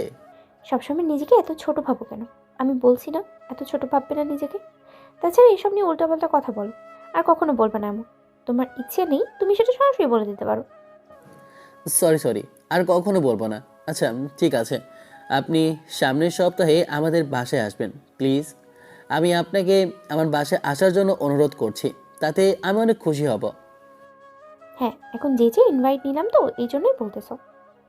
আসলে কি বলেন তো, আব্বুর শরীরটা খারাপ তো, এই জন্য ভেবেছিলাম আর একটু ঠিক হলে তখন আপনাকে ডাকবো। ঠিক আছে, আমি তো কাজের জন্য আঙ্কেলকে দেখতে যেতে পারছি না, সামনের সপ্তাহে গিয়ে দেখে আসবো। ঈশান নিশির সাথে আজকে অনেকক্ষণ যাবৎ কথা বলল, আর ঈশান খেয়াল করলো ম্যাম কথা বলার সময় ওনার অবাধ্য চুলগুলো বারবার কানের পাশে গুঁজে দিচ্ছে, আর কেমন যেন ঈশানের চোখের দিকে তাকাতে লজ্জা পাচ্ছে। ঈশান ওনার এমন চাহনিটা কিছুই বুঝতে পারল না, তারপরও শুধু অফিসের বস হয়তো কোনো কারণে এরকম করছে সেটা ভেবেই এড়িয়ে আসলো। তো ঈশান কয়েকটা দিন যাবৎ খেয়াল করছে আপুর অপারেশন হওয়ার পর থেকে ম্যাম কেমন ঈশানের সাথে তেমনভাবে মিসবিহেভ করা তো দূরে থাক, একটু রাগি করেও কথা বলে না। ঈশান বুঝতে পারছে না ম্যামের এরকম বিহেভিয়ার চেঞ্জ হওয়ার কারণ কি। তো ছুটির দিন ঈশান ম্যামকে বলে গিয়েছে পরদিন বাসায় যেতে, আর নিশিও প্রিপারেশন নিয়ে ঈশানের বাসায় চলে যায়। তারপর কলিং বেল দিতেই ঈশানের বোন দরজা খুলে দেয়। তারপর ওকে দেখে একটু মুচকি হাসে। তখন সুইটি বলতে শুরু করে, আরে ম্যাডাম, আপনি আসুন, ভেতরে আসুন। ম্যাডাম কথাটা শুনেই নিশির মুখটা কালো হয়ে গেল। তখনও বলল, আচ্ছা সুইটি আপু, আমি তো তোমার আপুর মতোই, আর তুমি আমাকে আপু না বলে তোমার ভাইয়ার মতো সেম ম্যাডাম বলেই ডাকলে। কেন ম্যাডাম? ম্যাডাম কথাটা তো খারাপ না, তাই না? তোমার ভাইয়া আর আমি অফিসে বস, আর তোমাদের বাসায় আছি। আমি তোমার বস নই যে ম্যাম বলে ডাকবে। এখানে তুমি আমি, অন্তত আমাকে এখানে এরকম করে ডেকো না, এগুলো আমার ভালো লাগে না। আর তোমার মতো একটা মিষ্টি আপুর মুখ থেকে এসব শুনতে একটুও ভালো লাগবে না। তুমি চাইলে আমাকে তুমি করেই ডাকতে পারো, আর আমার নাম ধরেও ডাকতে পারো। না না, এটা কি করে হয়? তাছাড়া আমি যদি আপনাকে এমন করে ডাকি তাহলে ভাইয়া শুনতে পেলে অনেক রাগারাগি করবে। তোমার ভাইয়া কিচ্ছু বলবে না, তোমাকে বলছি না তুমি এখন থেকে আমাকে আপু বলেই ডাকবে। এরই মাঝে ঈশান এসে দেখলো নিশি ম্যাম দরজার সামনে দাঁড়িয়ে আছে আর সুইটি ওনার সাথে কথা বলছে। ঈশান গিয়ে ম্যামকে ভিতরে আসতে বললে ম্যাম ভিতরে আসলে আর ঈশানের সাথে কথা বলাতে ব্যস্ত হয়ে পড়ল। তারপর ঈশান ওনাকে নিয়ে আব্বুর রুমে আসলো। নিচে গিয়ে আব্বুর সামনে বসলো আর ভালো মন্দ জিজ্ঞেস করলো, আর আব্বু হেসেই কথা বলতে লাগলো। আব্বু বারবার নিশিকে দেখলেই মনে হয় ছেলের বউ করে নিতে, কারণ ভারী মিষ্টি মেয়ে, সব সময় কেমন আঙ্কেল আঙ্কেল করে পাগল করে রাখে। তো একটু পর সুইটি আর আম্মু নিশি ম্যামের জন্য নাস্তা নিয়ে আসে। তখন ম্যাডাম বলতে শুরু করে, আন্টি এসবের কি দরকার ছিল? আপনারা শুধু শুধু কষ্ট করছেন। মামুনি, তুমি প্রথমবার আমাদের বাসায় আসলে আর সামান্য এইটুকু না করলে হয় বলো? আচ্ছা, তুমি দুপুরে কি খাবে সেটা বলো। শুনেছি মায়েদের হাতের খাবার নাকি অনেক সুস্বাদু হয়, তাই আন্টি আপনি আমাকে যেটা রান্না করে খাওয়াবেন আমি সেটা খেয়েই ভালো লাগবে আমার। নিশির কথাতে আম্মু হেসেই চলে গেল আর নিশি আব্বুর সাথে আড্ডা দিতে লাগলো। তখন নিশি সুইটিকে দূরে দাঁড়িয়ে থাকতে দেখে বলল, আপু তুমি সবসময় এভাবে দূরে দাঁড়িয়ে থাকো কেন? তবে কি আমি কিছু বলেছি যে তুমি আমার কাছে আসবে, নাকি আমার থেকে সবসময় দূরে থাকবে? ম্যাডামের এমন ধারা কথাতে সুইটি একটু লজ্জা পেয়ে এগিয়ে এসে ওনাদের কাছে বসলো। তারপর আম্মুর রান্না হয়ে গেলে আম্মু সবাইকে খাবার জন্য ডেকে গেল। আব্বু এখন আগের থেকে সুস্থ, তাই হাঁটাচলা করতে পারে, কিন্তু ঈশান আব্বুকে তেমন হাঁটতে দেয় না। তো সবাই গিয়ে খাবার টেবিলে বসলো আর নিশি খাবার টেবিলে অনেকগুলো আইটেম দেখে পুরোই অবাক হয়ে গেল, কারণ পুরো টেবিল ভর্তি অনেক অনেক আইটেম দিয়ে, যেটা দেখে নিশি বলতে লাগলো, ওয়াও আন্টি এতগুলো খাবার কখন রান্না করলেন? তো এই সময়ের মধ্যে কেন মামুনি? কি বলেন, এত অল্প সময়ের মধ্যে এত সব রান্না করা সম্ভব নাকি? কেন সম্ভব না? অবশ্যই সম্ভব। তাছাড়া তুমি আমাদের বাড়ি মেহমান, তোমার জন্যই তো কিছু একটা করতে হবে, তাই না? প্রথমবার এলে। মামুনি, তুমি খাওয়া শুরু করো। খেয়ে দেখো এই গরিবের ঘরে রান্নাটা কেমন হয়েছে। আন্টি আমি কিন্তু এবার রাগ করব আর এখান থেকে চলে যাব। তোমাদের বলছি না এসব কথা কখনো বলবে না। আমাকে বলো, মানুষের গায়ে কি লেখা থাকে যে গরিব আর কে আর বড়লোক কে? মানুষের ব্যবহারই সেটা পরিচয় পায়। তোমরা এখন এমন আছো, সামনে তোমাদের পরিস্থিতি আরও ভালো হতে পারে, তাই না? তাই এইসব কথা আর কখনো বলবে না, তাহলে আমি আর কখনো তোমাদের সাথে দেখা করতে আসবো না, আর অনেক কষ্টও পাবো। না না মামুনি, আর কখনো এমন বলবো না। তুমি খাওয়া শুরু করো। নিশি সবার সাথে খাবারগুলো বেশ মজা করেই খেলো, কারণ রান্নাটা প্রচণ্ড পরিমাণে ভালো লেগেছে ওর। নিশির মনে হয়েছিল গলা অবধি খাবার উঠে এসেছে, জীবনে কখনো এত বেশি খাবার খায়নি। অন্যদিকে আম্মু নিশির মুখের দিকে তাকিয়ে রইল আর নিশি একটু মুচকি হাসলো। তখন আম্মু জিজ্ঞেস করলো, মামুনি, খাবারগুলো মনে হয় তোমার ভালো লাগেনি, তাই না? আন্টি তুমি এসব কী বলতেছো? প্রচণ্ড পরিমাণে সুন্দর হয়েছে। এত মজার খাবার আমি জীবনে কখনো খাইনি। আমার মনে হয় না শেষ কবে আমি এত বেশি খাবার খেয়েছি, যার জন্য আজকে এত বেশি খাবারগুলো টেস্ট হয়েছে। অনেক বেশি খেয়েছে। নিশি আরও কিছুক্ষণ সবার সাথে আড্ডা দিয়ে তারপর বাসার উদ্দেশ্যে রওনা দিল। আজকে সারাটা দিন ওর অনেক সুন্দর কেটেছে। নিশি ভাবতেই পারছে না মধ্যবিত্ত ফ্যামিলি এত সুখী আছে, যার জন্য নিশি বলতে লাগলো, জানতাম না এরা এত সুন্দর জীবনযাপন করে। হ্যাঁ, হয়তো আমাদের মতো এত বড় লোক নয়, কিন্তু যেটুকু ওদের আছে হয়তো সেটুকু নিয়েই খুশি। তাছাড়া মানুষগুলো কত ভালো, কত সুন্দর করে কথা বললো, মন মানসিকতা, আচার ব্যবহার সবই সুন্দর। এমন একটা ঘরে বউ হয়ে যে আসবে, সে আসলে সৌভাগ্যবতী হবে। নিশি কথাগুলো ভেবে নিজে নিজেই হাসতে লাগলো। ওর এটা ভেবে লজ্জা লাগছে যে সারাটা দিন একটা পরিবারের সাথে কাটিয়ে আসলো, কিন্তু সেখানে নিশি না ছিল ওদের সাথে তেমন পরিচয়, ওদের সাথে কোনো সম্পর্ক। এমন কিছুর জন্য নিশির একটু সংকোচ প্রথমে লাগলো, কিন্তু পরিবারের সাথে যে কয়েকদিন সময় দিয়েছে নিজেকে অনেক হ্যাপি বলে মনে হচ্ছে। নিশির আব্বু আম্মু আছে, কিন্তু তারা ওকে সময় দিতে পারে না। এজন্যই নিশি মাঝে মধ্যে অনেক বেশি আফসোস করে। তো এভাবেই পুরো 15টা দিন কেটে গেল। এরই মাঝে নিশি আরও বেশি ঈশানের উপর অধিকার খাটাতে শুরু করেছে, আর সেটা কেন করে ও নিজেও জানে না, কিন্তু অনেক বেশি ভালো লাগে নিশি সব সময় ঈশানকে চোখে চোখে রাখতে। তো নিশি প্রতিদিনের মতো আজকেও কেবিনে খেয়াল করছিল ঈশান বেশ মনোযোগ দিয়ে কাজ করছে। এরই মাঝে নতুন একটা মেয়ে কলিগ এসে ওর সাথে কথা বলতে শুরু করে। ঈশান মেয়েটার সাথে বেশ হাসাহাসি করে কথা বলছিল, আর এমন কিছু দেখে নিশির প্রচণ্ড পরিমাণে রাগ হচ্ছিল। তারপর মেয়েটা যেতেই নিশি ঈশানকে কল করে কেবিনে ডাকলো। ঈশান অনুমতি নিয়ে ভিতরে আসতেই খেয়াল করে ম্যাডামের চোখগুলো লাল হয়ে আছে। ঈশান তাড়াহুড়ো করে এসে ওনার সামনে দাঁড়াতেই দেখে ম্যাডামের চোখ দিয়ে দুফোঁটা অশ্রু গড়িয়ে পড়ল।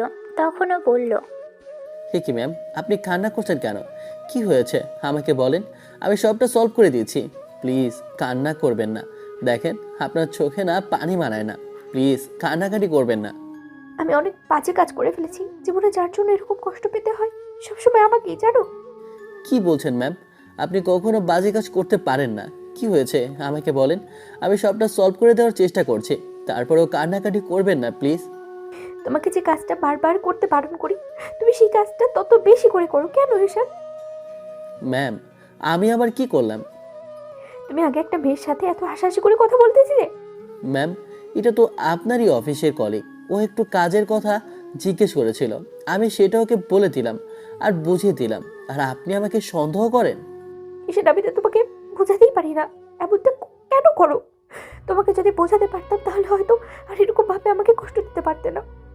নিশির কথাতে ঈশান কিছুক্ষণ চুপ করে রইল, আর ম্যাম ওকে এক গাদা কথা শুনিয়ে দিল, যার জন্য ঈশানের মনটা খারাপ হয়ে গেল। আর ম্যাম বিষয়টা বুঝতে পেরে বলল, মন খারাপ করার কিছু নেই।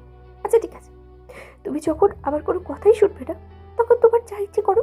একটা কথা বলে রেখো, আমি আর এখান থেকে তোমাকে কোনো কাজে বারণ করবো না, আর করতে বলবো না। ম্যাম, কিন্তু আপনি... আর কোনো কিন্তু না, আমি তো বলছি আমি আর কোনো কিছু তোমাকে জিজ্ঞেসও করবো না আর বারণও করবো না। এখন যাও এখান থেকে, আমাকে একা থাকতে দাও। ম্যামের এসব কথার মানে ঈশান বুঝতে পারল না, কিন্তু মনে হয় কোনো একটা কারণে ম্যাম কষ্ট পাচ্ছে। এই ঘটনার পর ম্যাম আর কেন জানি ঈশানকে কোনো কাজে বারণ করতো না। ও কোনো মেয়ে কলিগের সাথে আড্ডা দিলেও তাকে রেগে দেখাতো না। কিন্তু বিপত্তি ঘটলো 1 মাস যেতে না যেতেই। ঈশান অফিসে বসে কাজ করছে, এরই মাঝে ওর কলেজ লাইফের একটা ফ্রেন্ড কল করলো। তখন কল রিসিভ করে বলতে লাগলো, আসসালামু আলাইকুম। ওয়ালাইকুম আসসালাম স্যার, কেমন আছেন আপনি? জি আলহামদুলিল্লাহ, কিন্তু আপনি কে? চিনতে পারলাম না তো। তা চিনতে পারবেন না কেন? দেশের বাইরে গিয়েছি বলে আপনি আমাকে পর করে দিয়েছেন না? আপনার বেস্ট ফ্রেন্ড বলতে যে কেউ ছিল সেটাও আপনি ভুলে গিয়েছিলেন। জান্নাতের এমন দ্বারা কথা শুনে ঈশান বুঝতে পারলো এটা ওর সেই ফ্রেন্ড যে কিনা সব সময় ওকে হেল্প করতে চাইতো আর পাশে দাঁড়াতে চাইতো। আরে জান্নাত, তুই কি খবর তোর? আর তুই কোথায় এখন? এটা তো দেখে বাংলাদেশি নাম্বার বলে মনে হচ্ছে। তাহলে তুই দেশে আসলি বা কবে? এই তো 2 দিন হলো আসছি। এইদিকে ওদিকে ঘুরে বেড়াতে গিয়ে তোদের সাথে আর যোগাযোগ করা হয় না। আচ্ছা, তুই কোথায় আছিস? আমার সাথে কি একটু দেখা করতে পারবি বল? তোর সাথে অনেক দিন দেখা হয় না, আড্ডা দেওয়ার জন্য মনটা একদম ব্যাকুল হয়ে আছে। আমি অফিসে আছি রে, এই সময় তোর সাথে দেখা করতে পারবো না। প্লিজ মন খারাপ করিস না জানো। আরে বাবা, না মন খারাপ করব কেন? কিন্তু তোর সাথে দেখা হয় না তাই ভেবেছিলাম একটু দেখা করব। আসলে অনেকের সাথে দেখা করতে হবে। কেন, একেবারের জন্য চলে আসলি নাকি আবার চলে যাবে? থাকবো এখান থেকে এখানেই। কিন্তু একটা কথা কি জানিস তো, প্রথমবার এসে কারোর সাথে দেখা করার ফিলটাই অন্যরকম। তো সময় না হলে বলো, আমি পরে তোর সাথে দেখা করে নেব। আচ্ছা শোন, আমার এখন কাজ অনেক কম আছে, তুই চাইলে অফিসে এসে আমার সাথে দেখা করতে পারিস। আর লাঞ্চ টাইমে আমার হাতে 1.5 ঘন্টা থেকে 1 ঘন্টার মতো সময় আছে, ওই সময়টা আমি তোকে দিতে পারি। আচ্ছা ঠিক আছে, আমি আসতেছি, তুই থাক। জান্নাত এর মধ্যে অফিসে চলে আসে। তারপর অফিসে ঢুকে ঈশানের ডেস্কের সামনে এসে দাঁড়াতেই ঈশান ওকে দেখে একটা মুচকি হাসি দিয়ে উঠে আসতেই জান্নাত এতদিনে জমানো আবেগটাকে কন্ট্রোল করতে না পেরে ঈশানকে জড়িয়ে ধরে। আর এই বিষয়টাই সিসিটিভিতে নিশি দেখে ফেলে। নিশি এমন কিছু দেখে অবাক দৃষ্টিতে ওদের দিকে তাকিয়ে রইল আর ভাবতে লাগলো মেয়েটা কে হতে পারে। জান্নাত ঈশানকে এমন করে জড়িয়ে ধরতেই ও তাড়াহুড়ো করে জান্নাতকে ছাড়িয়ে নিল আর বলতে লাগলো, কি করতেছিস? তোর অভ্যাসটা সেই আগের মতোই রয়ে গেল।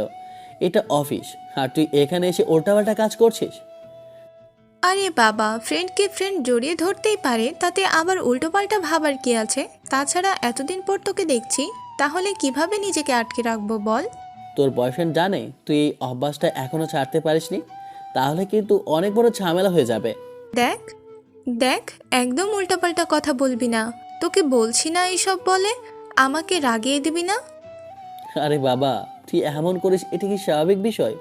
কোনো বয়ফ্রেন্ড চাইবে তার গার্লফ্রেন্ড অন্য ছেলেকে জড়িয়ে ধরুক, সেটা হোক না ভাই কিংবা ফ্রেন্ড? কেউ তো চাইবে না, তাই না?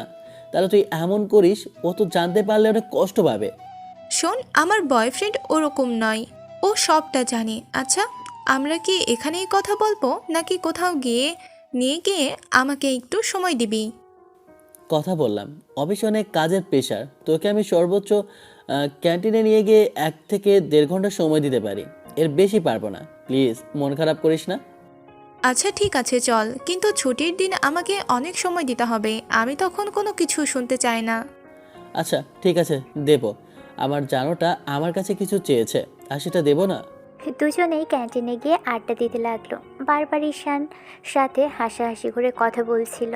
আর এসব দেখে নিশি তেলে বেগুনে জ্বলে উঠল, আরও ভাবতে লাগলো। শেষ পর্যন্ত ঈশান আমাকে মিথ্যে বললো ওর একটা গার্লফ্রেন্ড আছে, আর আমাকে বললো না। কিন্তু ও তো বললো ওর কোনো গার্লফ্রেন্ড নেই। তাহলে এই মেয়েটা ওকে এমন করে জড়িয়ে ধরলো আর ঈশান ওকে জড়িয়ে ধরলো, তাতে মনে হচ্ছে সত্যি এটা ওর গার্লফ্রেন্ড, হয়তো নতুন বানিয়ে ফেলেছে। আচ্ছা শেষ পর্যন্ত এটা আমার সাথে করতে পারলো?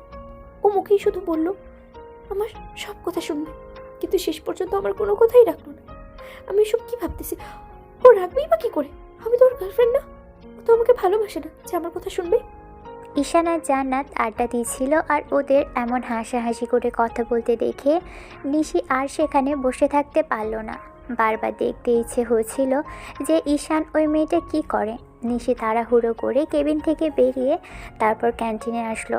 তারপর যেটা দেখলো সেটার জন্য নিশি মোটেও প্রস্তুত ছিল না, কারণ ওই মেয়েটা ঈশানকে নিজ হাতে খাইয়ে দিয়েছিল। এমন কিছু দেখেই জান্নাতের চোখ দিয়ে দুফোঁটা অশ্রু গড়িয়ে পড়ল। নিশি আর ক্যান্টিনের ভিতর গেল না, দরজায় দাঁড়িয়ে বেশ কিছুক্ষণ ওদের কাণ্ড দেখতে লাগলো। তারপর হঠাৎ দরজার দিকে তাকাতেই খেয়াল করলো নিশি ম্যাম ওর দিকে রাগি চোখে তাকিয়ে আছে। দুজনের চোখাচোখি হতেই নিশি ম্যাম চলে গেল। নিশি জানে না এত বেশি কান্নাকাটি কেন করতেছে। তারপর লাঞ্চ টাইম শেষ হতেই ঈশান জান্নাতকে বিদায় দিয়ে তারপর চলে গেল, আর ঈশানও কেবিনে গিয়ে কাজ করতে লাগলো। ঈশানকে ডেস্কে দেখে নিশি কল করে ওকে কেবিনে ডাকলো। ঈশান দেরি না করে অনুমতি নিয়ে ম্যামের কেবিনে এসে বসতে লাগলো। ম্যাম, আপনি আমাকে ডেকেছেন? ঈশান দেরি না করে অনুমতি নিয়ে ম্যামের কেবিনে এসে বলতে লাগলো। ঈশান কথাটা বলেই খেয়াল করলো ম্যাম টেবিলে মাথা ঠেকিয়ে বারবার ফুঁপিয়ে উঠছে। ওনার এরকম ধরনের বিহেভ দেখে ঈশান বেশ উত্তেজিত হয়ে গেল আর বলতে লাগলো, ম্যাম, কি হয়েছে? আপনি এভাবে কান্নাকাটি করতেছেন কেন? আমাকে বলেন, কে কি বলেছে? আর আপনাকে বলছি না আপনি কান্নাকাটি করবেন না। প্লিজ আমাকে বলেন না কি হয়েছে। ঈশান, তুমি কি কিছুই বুঝতে পারো না? বুঝতে পারবো মানে? ম্যাম, আপনি কিসের কথা বলছেন আমি তো জানি না। আপনি কি বোঝাতে চাইছেন? আসলে কি জানো তো ঈশান, মানুষটা মানুষের কাছের মানুষকে না খুব সহজেই চিনতে পারে না, কিন্তু যখন দূরে হারিয়ে যায় তখন খুব ভালোভাবে সেটা রিয়েলাইজ করতে পারে মানুষটা তার লাইফের কতটা জুড়ে থাকে। একটা কথা কি বলো তো, তুমি কি এতটাই বাচ্চা যে তোমার আশেপাশে কি হচ্ছে, কি জন্য কেউ তোমার উপরে এরকম নজর রাখছে, সব সময় তোমাকে শাসনের উপরে রাখছে, আর তুমি এতটাই বোকা হয়ে গেছো যে এই বিষয়টা তুমি বুঝতে পারো না? ম্যামের কথাগুলো ঈশানের মাথার উপর দিয়ে যাচ্ছিল। ও জানে না হয়তো অন্য কোনো মেয়ের সাথে কথা বলেছে, তাই ম্যাম এমন করে রাগ করে আছে। তাই ঈশান কিছুক্ষণ চুপ করে থেকে বলল, কি হয়েছে আমাকে একটু বলেন না প্লিজ। আপনি এভাবে কান্নাকাটি করছেন কেন? আমাকে সেটা তো অন্তত বলেন। আপনি সেটাও বলছেন না যে আমার চারপাশে কি হচ্ছে। আমি কিভাবে বুঝবো বলেন? আমি তো এখন কাজ ছাড়া অন্য কিছু মনোযোগই দিই না। হ্যাঁ, সেটাই তো দেখতে পাচ্ছি তুমি কিরকম কাজের প্রতি মনোযোগ দিয়েছো, সেটা আমার খুব ভালো করেই জানা আছে। তুমি কি এতটাই বোকা যতটা সাজার চেষ্টা করছো? ম্যাম, আমার ধারা কি কোনো ভুল হয়ে গেছে যার জন্য আপনি এমন করে রাগ দেখাচ্ছেন আমার ওপর? না না, আমি তোমার উপরে রাগ দেখাবো কেন? কিন্তু একটা কথা কি জানো তো, আমি না আজকে হেরে গেছি। কারোর কাছে খুব বেশি অন্যায় করে ফেলেছিলাম। তার এতটা কাছে থেকেও তাকে বোঝাতে পারিনি যে কি জন্য এরকম করি। ম্যাম, আপনাকে কেউ কষ্ট দিয়েছে? আপনার বয়ফ্রেন্ডের সাথে কি ঝামেলা হয়েছে বলেন? আপনি কি আমাকে ওনার সাথে কথা বলতে বলছেন? আমাকে বলেন, আমি আপনাকে হেল্প করব। তারপরেও এরকম কান্নাকাটি করবেন না। ঈশানের এমন অবুঝের মতো কথা শুনে নিশির কান্নার গতিটা আরও বেড়ে গেল।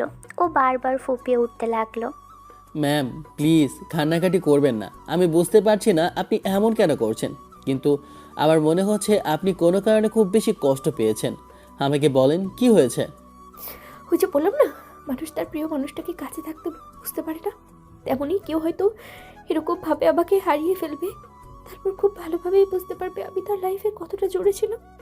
ঈশান কিছুক্ষণ অবুঝের মতো নিশি ম্যামের মুখের দিকে তাকিয়ে রইল। তারপর একটা সময় ওর মনে হতে লাগলো ম্যাম হয়তো ওকে কিছু বোঝাতে চাইছে। তারপরও ওর বুঝে আসছে না ম্যাম ওকে কী বোঝাতে চাইছে। হয়তো ওকে এড়িয়ে যেতে চাইছে।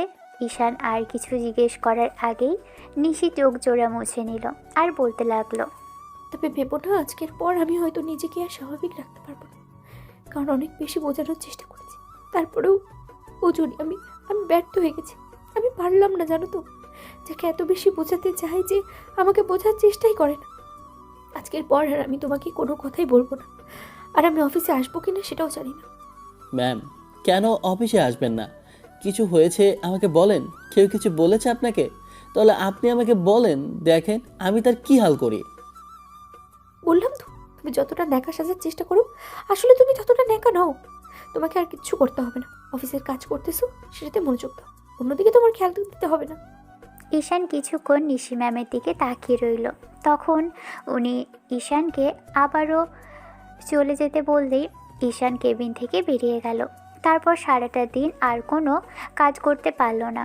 অন্যদিকে নিশি নিজেকে আর কন্ট্রোল করতে পারছে না, তাই কান্না করতে লাগলো আর নিজে নিজেই বলতে লাগলো, আসলে কি জানো তো, মানুষ যতটা বোকা থাকার চেষ্টা করে ততটা নয়, আর তুমিও সেটাই হলে। কিন্তু একটা কথা কি জানো, আজকের পর নিশি আর তোমার সামনে আসবে না। তুমি বুঝে নিও কেন আমি কিসের জন্য তোমার সামনে আসছি। নিশি সেদিন কান্না করতে করতে বাসায় চলে যায়। তারপর সারাটা দিন আর রুম থেকে বেরোয় না। তো বিকেলের দিকে আম্মু রুমের সামনে আসতেই ওর ফুঁপিয়ে ওঠার শব্দ পেয়ে বুঝতে পারলো নিশি কান্না করছে। তাই তাড়াহুড়ো করে গিয়ে নিশির সামনে বসলো আর বলতে লাগলো, মামনি, কি হয়েছে তোমার? এভাবে কান্নাকাটি করতেছো কেন? আমাকে বলো কি হয়েছে, কে কি বলেছে আমাকে একটু বলো। আম্মুর কথাতে নিশি উঠে বসলো। আম্মু খেয়াল করলো নিশি কান্না করে চেহারার পুরো 12টা বাজিয়ে ফেলেছে। চোখে মুখে একটা বিষণ্ণতার ছাপ, পুরো চেহারাটা কেমন লাল হয়ে আছে। মামনি, কি হয়েছে আমাকে বলো, কে কষ্ট দিয়েছে আমার মামনিটাকে? অনেক বেশি কষ্ট হচ্ছে তোমার? আমাকে বলো। দেখো সব ঠিক হয়ে যাবে। আমি বারণ করে দেব আমার মেয়েটাকে কষ্ট দিতে। বলো কে এমন করেছে যার জন্য আমার মামনি কান্না করছে? আম্মুর কথাতে নিশি আরও জোরে কান্না করে উঠল। তারপর আম্মুকে জড়িয়ে ধরল। আম্মু ওর মাথায় হাত বোলাতে লাগলো। আম্মু, আমি না আজকে হেরে গেছি। আমি অনেক ভালোভাবেই আজকে ঠকে গেছি। আমি না বোঝাতে পারিনি ওকে। কি হয়েছে আমাকে বলো। কে কি বলেছে তোমাকে? নিশ্চয়ই আমার মেয়েটাকে কেউ কষ্ট দিয়েছে, তাই না? মামনি, সব ঠিক হয়ে যাবে। আমি বলবো আমার মেয়েটাকে কষ্ট না দিতে। কে কষ্ট দিয়েছে বলো আমার মামনিটাকে? আম্মু, আমি ওকে বোঝাতেই পারলাম না যে আমি ওকে কতটা ভালোবাসি। ও সবসময় শুধু আমাকে কষ্ট হয়ে দেয়। আর আজকে বুঝতেই পারলো না। আমি জানতে পারলাম ওর গার্লফ্রেন্ড আছে। ওই মেয়েটার সাথে এরকমভাবে কথা বললো যার জন্য আজকে আমার খুব বেশি কষ্ট হচ্ছে। মামনি, কি হয়েছে? তুমি কাউকে ভালোবাসো? কে তোমাকে খুব বেশি কষ্ট দিয়েছে আমাকে বলো। তাহলে দেখো আমি ওর সাথে কথা বলবো। তারপর এভাবে কষ্ট পেও না। আম্মু, আমি হেরে গেছি। আমার ভালোবাসার কাছে আমি ওকে বোঝাতেই পারিনি কতটা ভালোবাসি। কাউকে কিছু বোঝাতে হবে না। যেখানে নিজেকেই বোঝাতে পারিনি সেখানে ওকে কি করে বোঝাবো? আম্মু অনেকক্ষণ যাবৎ নিশিকে কথাগুলো জিজ্ঞেস করতে লাগলো। তারপরেও নিশি কিছুই বলছিল না। তখন হতাশ হয়ে ওর কান্নাটা থামানোর চেষ্টা করলে কোনো রকমে নিশির কান্নাটা থামাতে পারল। রাতে নিশির আম্মু খাওয়ার জন্য ডাকলে নিশি বেশ কিছুক্ষণ চুপ করে রইল। তারপর আব্বু এসে ওকে ডাকলে নিশি আব্বুর সাথে গিয়ে খেয়ে নিল। খেতে ইচ্ছে করছিল না, খুব বেশি খারাপ লাগছিল। এটা ভেবে যাকে এত বেশি ভালোবেসে ফেলেছিল তাকে বোঝাতে পারল না। আপনারা কি ভাবছেন নিশি ঈশানকে কবে থেকে ভালোবেসে ফেললো? যবে থেকে দেখতে গিয়েছিল আর ওদের ওরকম অবস্থা দেখে খারাপ লেগেছিল তখন থেকে নিশি বুঝতে পেরেছিল ঈশানের প্রতি ও কতটা দুর্বল। তাই ওকে বোঝানোর চেষ্টা করত। কিন্তু ঈশান যে এতটা অবুঝের মতো কাজ করে ফেলবে সেটা নিশি জানতো না। এই ঘটনার পর 15টা দিন কেটে গেল। এর মাঝে নিশি একদম রুম থেকে বেরোনো বন্ধ করে দিয়েছে। কারণ মেনে নিতে পারছে না যাকে এত বেশি ভালোবাসে সে কিনা ওকে এমন করে কষ্ট দিল। আপু বারবার নিশিকে জিজ্ঞেস করে ওর এরকম মন খারাপের কারণ, কিন্তু নিশি নিজেও আব্বুকে বলে না। আর আম্মুকেও বারণ করে দিয়েছে যেন এ বিষয়টা না বলে আব্বুকে। নিশির আব্বু বেশিরভাগ সময় বাইরে থাকে, তাই বিষয়টা বুঝতে পারে না। এরই মাঝে একটা মাস কেটে গেল। অন্যদিকে ঈশান ভেবে পাচ্ছে না ম্যামের কি হলো, তাই নিজে নিজেই বলে, তাহলে ম্যাম সেদিন আমাকে কিছু বোঝাতে চাইছিল, যার জন্য এমন করে আমাকে কথাগুলো বলেছিল। তাহলে ম্যাম কি আমাকে পছন্দ করতো? আমার জন্য কোনো কারণে কষ্ট পেয়েছিল? না না, এটা আমি কি ভাবতেছি? কোথায় উনি আর কোথায় আমি? তাছাড়া উনি হয়তো আমাকে বলতে চাইছিল উনি কাউকে ভালোবাসে কিংবা পছন্দ করে। হয়তো আমাকে ওনার রিলেশনে হেল্প করতে বলেছিল, নাকি আমি ওনার সাথে মিসবিহেভ করে ফেললাম তার জন্য কষ্ট পেয়েছে। কিন্তু ম্যাম তো অফিসেও আসে না, তাহলে ওনাকে সরি বলে দেওয়া যেত। ঈশান নিশির এমন হুটহাট অফিসে আসা বন্ধ করে দেওয়াতে এসব উল্টাপাল্টা ভাবতে লাগলো। এরই মাঝে লামিয়া এসে ওর সামনে দাঁড়ালো আর বলতে লাগলো, তুমি কি কিছুই বুঝতে পারো না নাকি? বোঝার চেষ্টা করো না। সত্যি করে একটা কথা বলো তো। আমি আবার কি করলাম? আর কি বোঝার চেষ্টা করি না বলো? আসলেই তুমি যতটা অবুঝ সাজার চেষ্টা করো ততটা না। কি বলো তো ম্যাম, যে কি জন্য অফিসে আসছে না আমি সেটা জানি না, কিন্তু আমার মনে হয় এর কারণটা তুমি। কি বলছো এগুলা? আমি কারণ হব কেন? আমি আবার কি অন্যায় করলাম যার জন্য ম্যাম এভাবে অফিসে আসে না? আমার তো মনে হয় ম্যাম তোমাকে পছন্দ করে আর খুব বেশি ভালোবাসে। কী সব বলো? তাছাড়া কোথায় ম্যাম আর কোথায় আমি?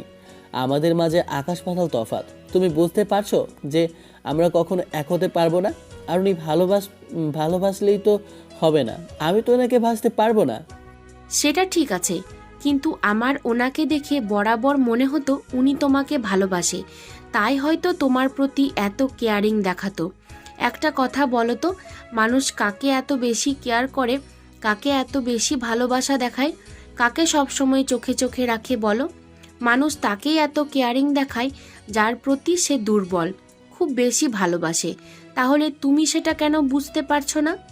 ঈশান বেশ কিছুক্ষণ চুপ করে রইল। তারপর একটা সময় লামিয়া চলে যেতেই গেলে তখন ঈশান বলতে লাগলো, দেখো, কারো মনের ভাষা কিংবা কারো চোখের ভাষা বোঝার মতো পরিস্থিতি আমার নেই, তুমি সেটা খুব ভালো করে জানো।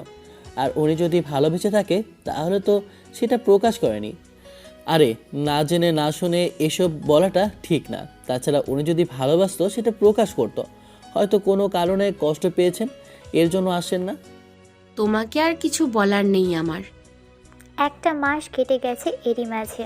ঈশান নিশি ম্যামকে অনেকবার কল করেছে, উনি কলটা দেখেও রিসিভ করেনি, বারবার কেটে দিয়েছে। আর ঈশানের কেন জানি একটা টেনশন হচ্ছিল, আর কিছু একটা মিস করছিল। খারাপ লাগছিল এটা ভেবে যে হয়তো কেউ ওর কারণে কষ্ট পাচ্ছে। আবার মনে হচ্ছে যে কেউ কষ্ট পাবে কিসের জন্য, কিন্তু লামিয়ার বলা কথাগুলো বারবার মাথায় ঘুরপাক খাচ্ছিল। নিশি প্রতিদিন যেমন কান্না করে আজও ঠিক তেমনি কান্না করছিল। আর ঠিক তখনই আব্বু নিশির রুমের সামনে দিয়ে যাচ্ছিল। নিশির কান্নার শব্দ পেয়ে আব্বু বুঝতে পারলো ওনার মেয়ের কিছু একটা হয়েছে। ব্যস্ততার কারণে উনি মেয়ের খেয়াল রাখা হয় না, আর মেয়ে হয়তো কাউকে ভালোবাসে, তাই জন্যই এরকম করে কষ্ট পাচ্ছে। আব্বু নিশির রুমে না গিয়ে তাড়াহুড়ো করে নিচে আসলো, তারপর ওনার স্ত্রীকে বলতে লাগলো, নিশির আম্মু তোমাকে কিছু জিজ্ঞেস করলে সঠিক উত্তর দিবে, কোনো কিছু লুকাবে না আমার থেকে।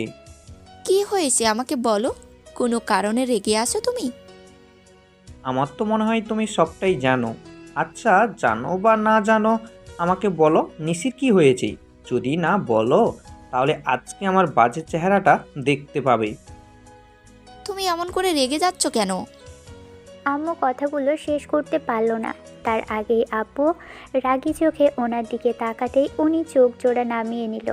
আব্বু এগিয়ে এসে আম্মুর গালের পাশে হাত রেখে বলতে লাগলো, দেখো শাইলা, আমি রাগ দেখাতে চাই না, কিন্তু মেয়ে এমন করে কষ্ট পাচ্ছে সেটা আজকে আমি বুঝতে পেরেছি।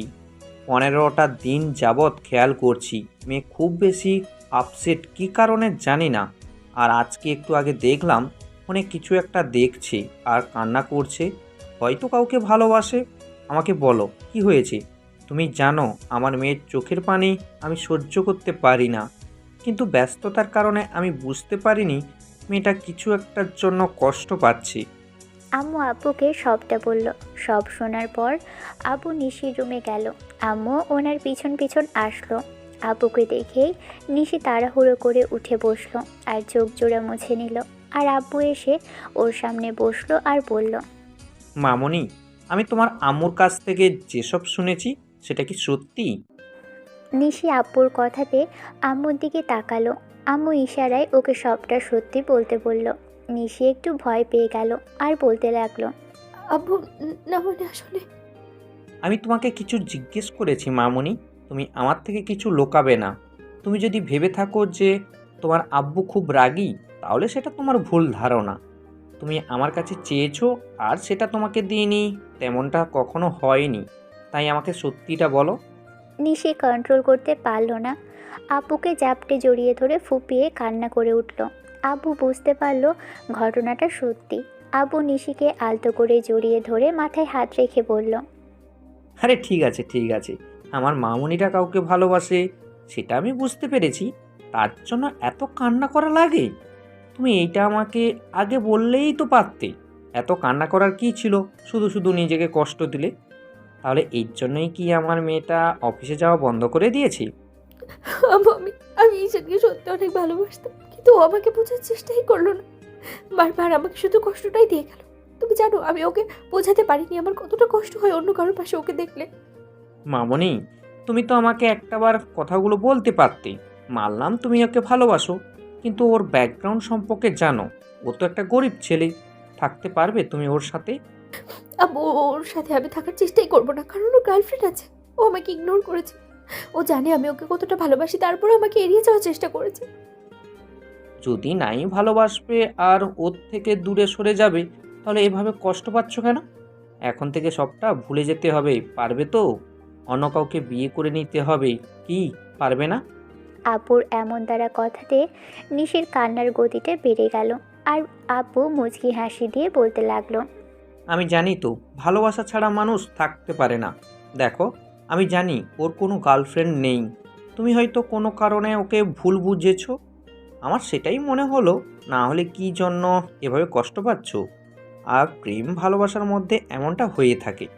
আচ্ছা, তুমি আমাকে বলো, তুমি ওর সাথে থাকতে পারবে কি না? আম্মু নিশির কাঁধের উপর হাত রেখে বলল, মামনি, ভালোবাসলে তাকে নিজের করে নিতে হয়। তার খারাপ সময়ে তার পাশে থাকতে হয়। ওর হয়তো এখন কিছু নেই, কিন্তু একটা সময়। তাছাড়া আমার মেয়ের জামাইকে কিছু করতে হবে কেন? আমাদের কি কম কিছু আছে বলো? কিন্তু আম্মু, তুমি জানো না ও কত রাগী আর জেদি একটা ছেলে। ওর আব্বুর অপারেশন করানোর জন্য কতগুলো টাকা লাগতো, তারপরেও সেটা কাউকে জানায়নি। ও এমন একটা ছেলে যে নিজের কষ্টটা নিজের মধ্যেই লুকিয়ে রাখে, কিছু বলার চেষ্টাও করে না। ও হয়তো এই জন্যই আমার থেকে দূরে থেকে থাকে, যে আমার সাথে রিলেশনে জড়ালে সবাই ভাববে ও আমার টাকার জন্য আমাকে ভালোবেসেছে। দেখো মামনি, কে কি বললো সেটা নিয়ে ভাবলে চলবে না। তুমি ওকে ভালোবাসো, তাই ওর সাথে থাকতে পারবে কি না সেটা বলো। আব্বু তুমি জানো, আমি একটাবার যেটা মুখ দিয়ে উচ্চারণ করি সেটা করেই ছাড়ি। আব্বু, ঈশান আমার লাইফের ফার্স্ট লাভ, ওকে আমি কখনো ছেড়ে যাব না। দেখো, ও যদি আমাকে না খাইয়েও রাখে তাহলে আমি ওর সাথেই থাকতে রাজি আছি। এমনটা কখনো হবে না। আমার মেয়েটা ওই জুনিয়র ছেলেটার সাথে অনেক সুখে থাকবে। মামনি, তুমি কান্না করো না। আর তুমি মনে হয় ওই জন্যই ঠিক মতো খাওয়া দাওয়া করো না। তোমার আম্মু আমাকে বিষয়টা আজকে সবই বলেছি। তুমি এটা আমাকে আগে বলবে না? আব্বু, সেদিন এসে একটা মেয়েকে জড়িয়ে ধরেছিল, আর ওই মেয়েটার সাথে অনেক অনেক ক্লোজ ছিল। আমার মনে হচ্ছিল মেয়েটা ওর গার্লফ্রেন্ড। মামনি, ঈশান আমাকে আগেই বলেছিল, যখন ওর ইন্টারভিউ নিয়েছিলাম, ও নাকি নিজেকে নিয়ে ভাববার সময় পায় না। তাহলে গার্লফ্রেন্ডকে নিয়ে ভাববে কি করে? কিন্তু আব্বু, ওই মেয়েটা। মামনি, চোখে দেখা সবসময় ঠিক হয় না, তাই তুমিও হয়তো ভুল দেখেছো। এসব নিয়ে ভাবলে চলবে না। তুমি কান্না থামাও। আমি আজকেই ওর আব্বু আম্মুর সাথে কথা বলবো, আর খুব শীঘ্রই তোমার বিয়ের ব্যবস্থা করব। কেমন? আর খুব শীঘ্রই তোমাদের বিয়ের ব্যবস্থা হবে, কেমন? আব্বুর কথাতে নিশি প্রচণ্ড পরিমাণে লজ্জা পেয়ে গেল। আব্বু নিশির কান্না থামিয়ে তারপর বেরিয়ে গেল। তারপর অফিসে এসে দেখলো ঈশান খুব মনোযোগ সহকারে কাজ করছে। বস বেশ কিছুক্ষণ ওর সামনে দাঁড়িয়ে রইল। তখন ঈশানের মনে হলো কেউ ওকে দেখছে, তাই কারো উপস্থিতি টের পেয়ে ওনার দিকে তাকালো। অফিসের বসকে দেখেই ঈশান উঠে দাঁড়ালো। আসসালামু আলাইকুম স্যার। ওয়ালাইকুম আসসালাম। স্যার, আপনি কিছু বলবেন? তোমাকে যে কি বলবো আমি বুঝে উঠতে পারছি না। তোমাকে বললে হয়তো তুমি এত সহজে বুঝতে পারবে না, আর আমার কথাটা মেনেও নিতে চাইবে না। তোমার কি একটু সময় হবে আমার সাথে যাওয়ার জন্য? জি স্যার, আমি বুঝতে পারছি না আপনার কথা, একটু বুঝিয়ে বলবেন প্লিজ, কি বলছেন? বস বুঝতে পারলো এত সহজে ঈশান ওনার কথাটা শুনবে না, তাই বস এগিয়ে গিয়ে ঈশানের একটা হাত ধরল। ঈশান অবাক হয়ে গেল। তারপর আর কিছু বলার আগেই বস রাগী কণ্ঠে বলল, আমি তোমাকে যেখানে নিয়ে যাব, একটা প্রশ্ন করা ছাড়া আমার সাথে সেখানে যাবে। ভয় পেও না, তোমাকে খুন করে ফেলবো না, খাবার কোথাও বিক্রি করে দিব না।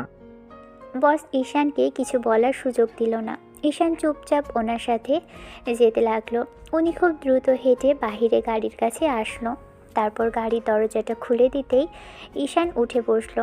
আধা ঘন্টার মধ্যেই ওরা একটা জায়গায় এসে থামলো। আর এমন একটা জায়গায় এসে বস গাড়ি থামালো যার জন্য ঈশান প্রস্তুত ছিল না, কারণ জায়গাটা কাজী অফিস। এমন কিছু দেখেই ঈশান প্রশ্নটা করেই ফেলল, স্যার, আপনি আমাকে এখানে নিয়ে আসলেন, এটা তো কাজী অফিস, এখানে কারো বিয়ে আছে নাকি? সেটা ভেতরে গেলেই দেখতে পাবে। আর একটা প্রশ্ন করবে না, ভেতরে চলো, তারপর বুঝতে পারবে সবটা। বস আবারও ওর হাত ধরে টানতে টানতে ভিতরে নিয়ে আসলো। তারপর ভিতরে আসলে ঈশান দ্বিতীয়বার শক খেলো। ও যেন আকাশ থেকে পড়ল আর একদম হতভম্ব হয়ে গেল, কারণ কাজীর সামনে নিশি বসে আছে, পাশে ওনার আম্মু আর ঈশানের আব্বু আম্মু ওর বোন। এমন কিছু দেখে ঈশান যেন আর পৃথিবীতেই নেই। ঈশান তাড়াহুড়ো করে এগিয়ে এসে ওদের সামনে এসে দাঁড়ালো আর বলল, আব্বু আম্মু বোন, তোমরা এখানে? আর ম্যাম, আপনি এখানে কেন? আমি তো কিছুই বুঝতে পারছি না। নিশি ঈশানকে দেখে নিজেকে সামলে রাখতে পারল না, উঠে ঈশানকে জাপটে জড়িয়ে ধরল আর ফুপিয়ে কান্না করে উঠল। নিশি ম্যামের এমন তারা কর্মকাণ্ডে ঈশানের মনে হচ্ছিল ও শূন্যে ভাসছে। বাবু আমি তোমাকে বোঝাতেই পারলাম না কতটা ভালোবাসি। বাবু আমি তোমাকে বোঝাতেই পারলাম না কতটা ভালোবাসি। তুমি শুধু আমাকে কষ্টই দিয়ে। আচ্ছা তুমি কি আমাকে একটু বোঝার চেষ্টা করবে না কখনো? তুমি জানো এই একটা মাস আমার কতটা কষ্ট হয়েছে তোমাকে ছাড়া থাকতে। কি বলছেন কি ম্যাম? আমি তো কিছুই বুঝতে পারছি না। এরই মাঝে লামিয়া এসে ওদের সামনে দাঁড়ালো। আর লামিয়াকে দেখে ঈশান আরও অবাক হয়ে গেল। ও একটু হেসে বলতে লাগলো, ঈশান ম্যাম তোমাকে ভালোবাসতো, আমি তোমাকে সেটাই বোঝাতে চেয়েছিলাম, কিন্তু শিওর ছিলাম না। তারপর 15টা দিন ওনার আগে ওনার সাথে দেখা করি জিজ্ঞেস করতে, উনি আমাকে সবটা বলেছিল। সেদিন তোমাকে আর জান্নাতকে এমন করে দেখে ভুল বুঝেছিল, ওই জন্য কষ্ট পাচ্ছিল। আমি বসকে কিছুটা আন্দাজ করিয়ে দিয়েছিলাম, তার জন্য উনি আজকে সবটা জানতে পারে আর জানার পর ভাবে তোমাদের বিয়েটা দেবে। বিয়ে দিবে মানে কি বলতে চাইছো তুমি? আর আমি বিয়ে করব মানে কি? নিশি ঈশানের কথাতে আরও জোরে কান্না করে উঠল। আর আব্বু আম্মুকে উদ্দেশ্য করে বলল, আঙ্কেল আন্টি দেখো তোমার ছেলে আমাকে বিয়ে করবে না, ওকে আমাকে ভালোবাসে না। তোমরা ওকে একটু বোঝাও না, আমি না ওকে ছাড়া থাকতে পারবো না। এই একটা মাসে আমি পাগল হয়ে যাচ্ছিলাম ওর জন্য। ওকে আমি বোঝাতে পারিনি ওকে আমি কতটা ভালোবাসি। তোমরা এই ছেলেটাকে একটু বোঝানোর মতো করে ওকে মানুষ করতে পারোনি? মানুষ কি জন্য এত বেশি কেয়ার করে, এত বেশি ভালোবাসা দেখায়? আব্বু এগিয়ে এসে ঈশানের কাঁধের উপর হাত রাখতেই ঈশান ম্যামকে ছাড়িয়ে নিল। তারপর আব্বু ঈশানের একটা হাত ধরে বলতে লাগলো, দেখ বাবা, আমি আগে থেকেই চেয়েছিলাম নিশি মামনি আমার ঘরের বউ হোক।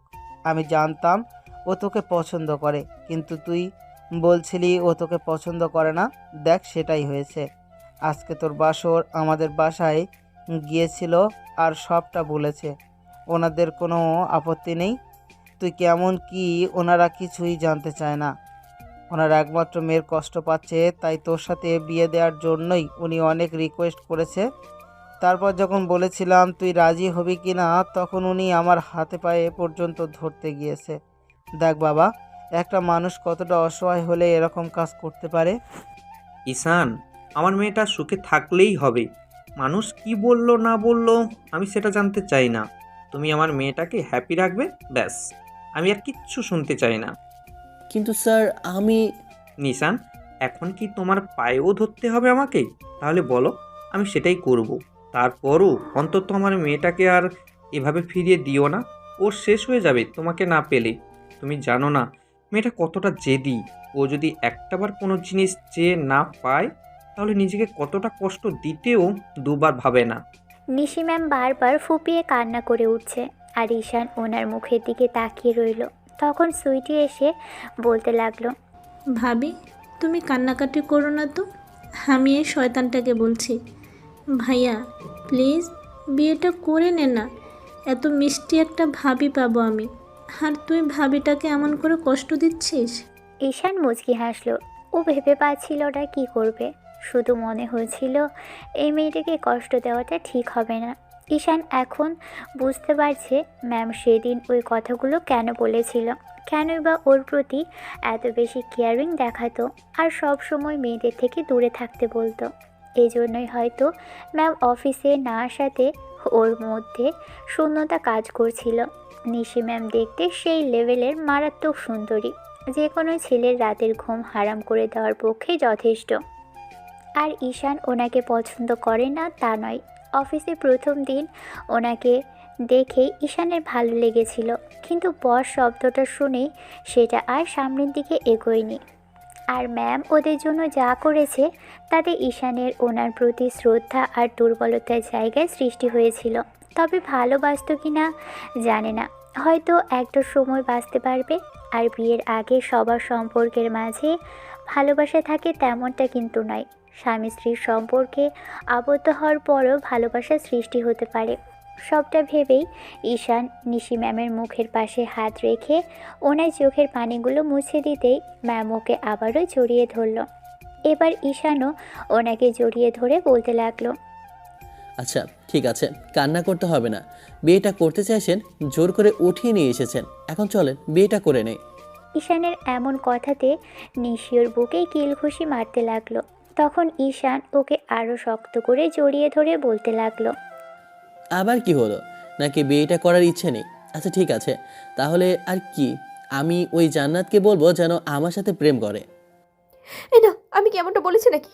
তুমি না আমাকে একটু বোঝার চেষ্টা করো না, আসলে তুমি একটা ফাজিল। দুজনে এসে কাজের সামনে বসতেই আধা ঘন্টার মধ্যেই ওদের বিয়ের সব ফর্মালিটি কমপ্লিট হলো। তারপর ওদের নতুন জীবনের জন্য দোয়া করে দিল।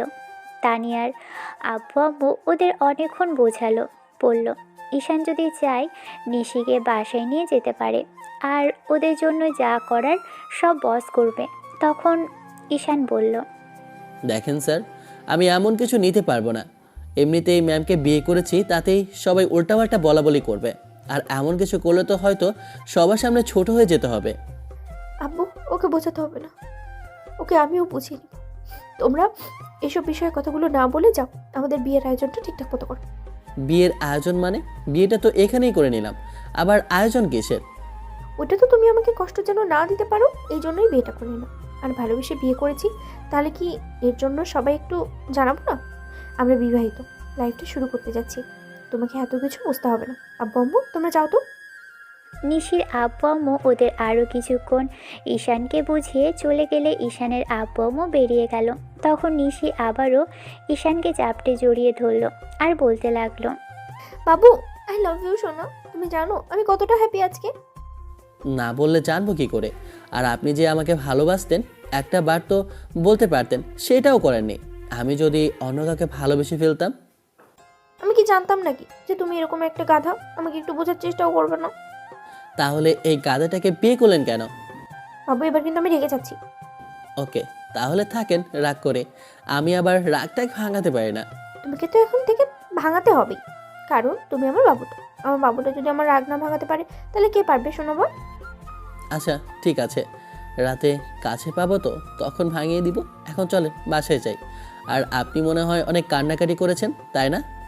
হ্যাঁ, একটু করেছিলাম। ওই জন্যই চেহারাটা লাল হয়ে আছে। সব তোমার জন্য। কষ্ট দিলে কেন আমাকে? জানতাম নাকি আমাকে ভালোবাসেন? আপনাকে দূর থেকে দেখলেও বুঝতে পারিনি যে আপনি এত বেশি ভালোবাসেন আমাকে। আমিও জানি তুমি আমাকে অনেক পছন্দ করতে, কিন্তু নিজের অবস্থানের কথা ভেবে আমাকে ভালোবাসি কথাটা বলতেই পারতে না, তাই তো? আপনি এগুলো জানলেন কি করে?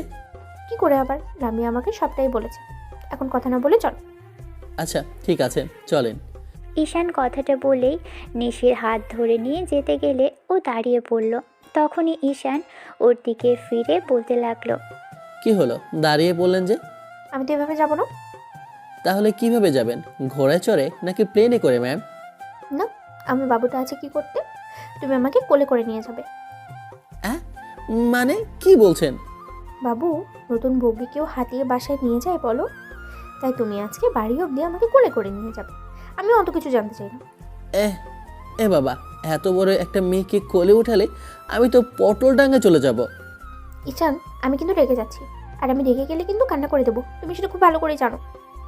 নিশির এমন কথা শুনে ঈশান আর দেরি না করে ওর কাছে হুটহাট করে ওকে কোলে তুলে নিল। নিশি দু হাতে ঈশানের গলাটায় জড়িয়ে ধরল আর বারবার ওর মুখে কিস করতে লাগলো। ঈশান বাহিরে এসে নিশিকে নামিয়ে দিতেই ও বলল, প্লিজ শোনো, আমাকে নামিয়ে দিও না, আমার এমন করে থাকতেই ভালো লাগছে। তুমি আমাকে বাড়ি অবধি এমন করে নিয়ে যাও, আমি দেখতে চাই তুমি আমাকে কতটা ভালোবাসো। একবারে এমন করে নেওয়া যায় নাকি? আপনি কি পাগল নাকি মাথা খারাপ? একেবারে কে নিতে বলেছে? আমরা সারাদিন আজকে এনজয় করব, তোমার সাথে আমি টাইম স্পেন্ড করব, তাছাড়া তুমি একটু একটু করে নিয়ে যাবে। আর এই দুষ্টু, আপনি মানে তুমি করে বলবে এখন থেকে। ঈশান আর দেরি না করে নিশিকে আবারও কোলে নিয়ে হাঁটতে লাগলো। নিশি অপলক নয়নে ঈশানের চোখের দিকে তাকিয়ে আছে। রাস্তা দিয়ে দুজনে এমন করে যাচ্ছে আর নিশি বারবার ঈশানের গালে কিস করছে। ঈশান নিশির এমন পাগলামিতে মুচকি মুচকি হাসছে। ঈশান হাঁটতে হাঁটতে অর্ধেকটা রাস্তায় চলে আসে। তারপর হঠাৎই বিদ্যুৎ চমকানো চারিদিকটা নিমেষের মধ্যেই কালো হয়ে উঠল। নিশি কেমন যেন একটা রোমান্টিক আবহাওয়া ফিল পেতে শুরু করলো। ঈশান আর কয়েক পা এগোতেই ঝমঝমিয়ে বৃষ্টি আরম্ভ হলো। এমন কিছুর জন্য ওরা কেউই প্রস্তুত ছিল না। নিশি ঈশানকে আরও শক্ত করে জড়িয়ে ধরে ওর বুকে মাথা রাখলো। বেবি, দেখেছো রোমান্টিক আবহাওয়াটা কত রোমান্টিক? তাই সবই রোমান্টিক, শুধু আপনিই না। তাই বুঝতে পেরেছি আমার বাবুটার সাথে এখন একটু রোম্যান্স করতে হবে, তাই তো? আচ্ছা ঠিক আছে, তুমি আমাকে নামিয়ে দাও। ঈশান নিশিকে নামিয়ে দিতেই ও ঈশানের শার্টের কলার দু হাতে আঁকড়ে ধরল। তখন ঈশান ওর কোমর জড়িয়ে ধরতেই নিশি ওর ঠোঁটজোড়া আলতো করে নিজের দখলে নিল। সাথে সাথেই ঈশান পাথরের মতো শক্ত হয়ে গেল। আজকে প্রথম কোনো নারী স্পর্শ ঈশান পেল, তাই ওর মধ্যে নিমেষেই কারেন্ট বয়ে গেল। বৃষ্টির গতিটা আস্তে আস্তে বেড়েই চলেছে, আর ঈশান নিশিকে নিজের সাথে মিশিয়ে নিল। রাস্তার দুধারের লোকজন ওদের এরকম দৃশ্য দেখছে। নিশি বিষয়টা বুঝতে পেরে শাড়ির আঁচলটা দুজনের মাথার উপর দিয়ে ওদের আড়াল করে ফেলল। দুজন দুজনের সাথে রোম্যান্স করছে।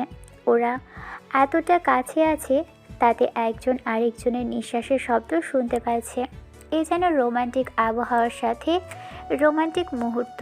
কেউ কেউ তো দৃশ্যটা ক্যামেরাবন্দি করে ফেলল। সময়ের সাথে সাথে বৃষ্টির তীব্রতা বাড়ছে, আর শীতল পানিতে বেশ কিছুক্ষণ ভেজাতে নিশি ঠান্ডায় কাঁপতে শুরু করেছে।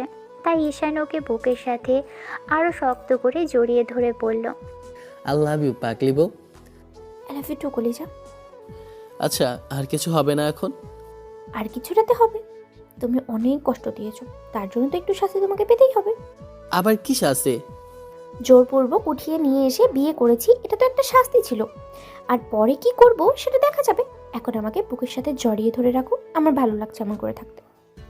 ঈশানের বারবার নিশির ঠোঁটের স্পর্শ নিতে ইচ্ছে করছে, তাই নিশির মুখের পাশে হাত রেখে আবারও যখন ঠোঁটে ঠোঁট মেলাতে যাবে, সাথে সাথে বিদ্যুৎ চমকালো। নিশি ভয় পেয়ে ঈশানকে আষ্টে ফিষ্টে জড়িয়ে ধরল। ঈশান ওর পাগলিটাকে বুকের সাথে জড়িয়ে ধরল। তো ভালো থাকুক ভালোবাসা। দেখা হয়েছে পরবর্তী অন্য কোনো গল্পে অন্য কোনো দিন। ততদিন পর্যন্ত আপনারা সুস্থ থাকবেন, ভালো থাকবেন, আমাদের সাথেই থাকবেন, দোয়া করবেন। আল্লাহ হাফেজ, ধন্যবাদ।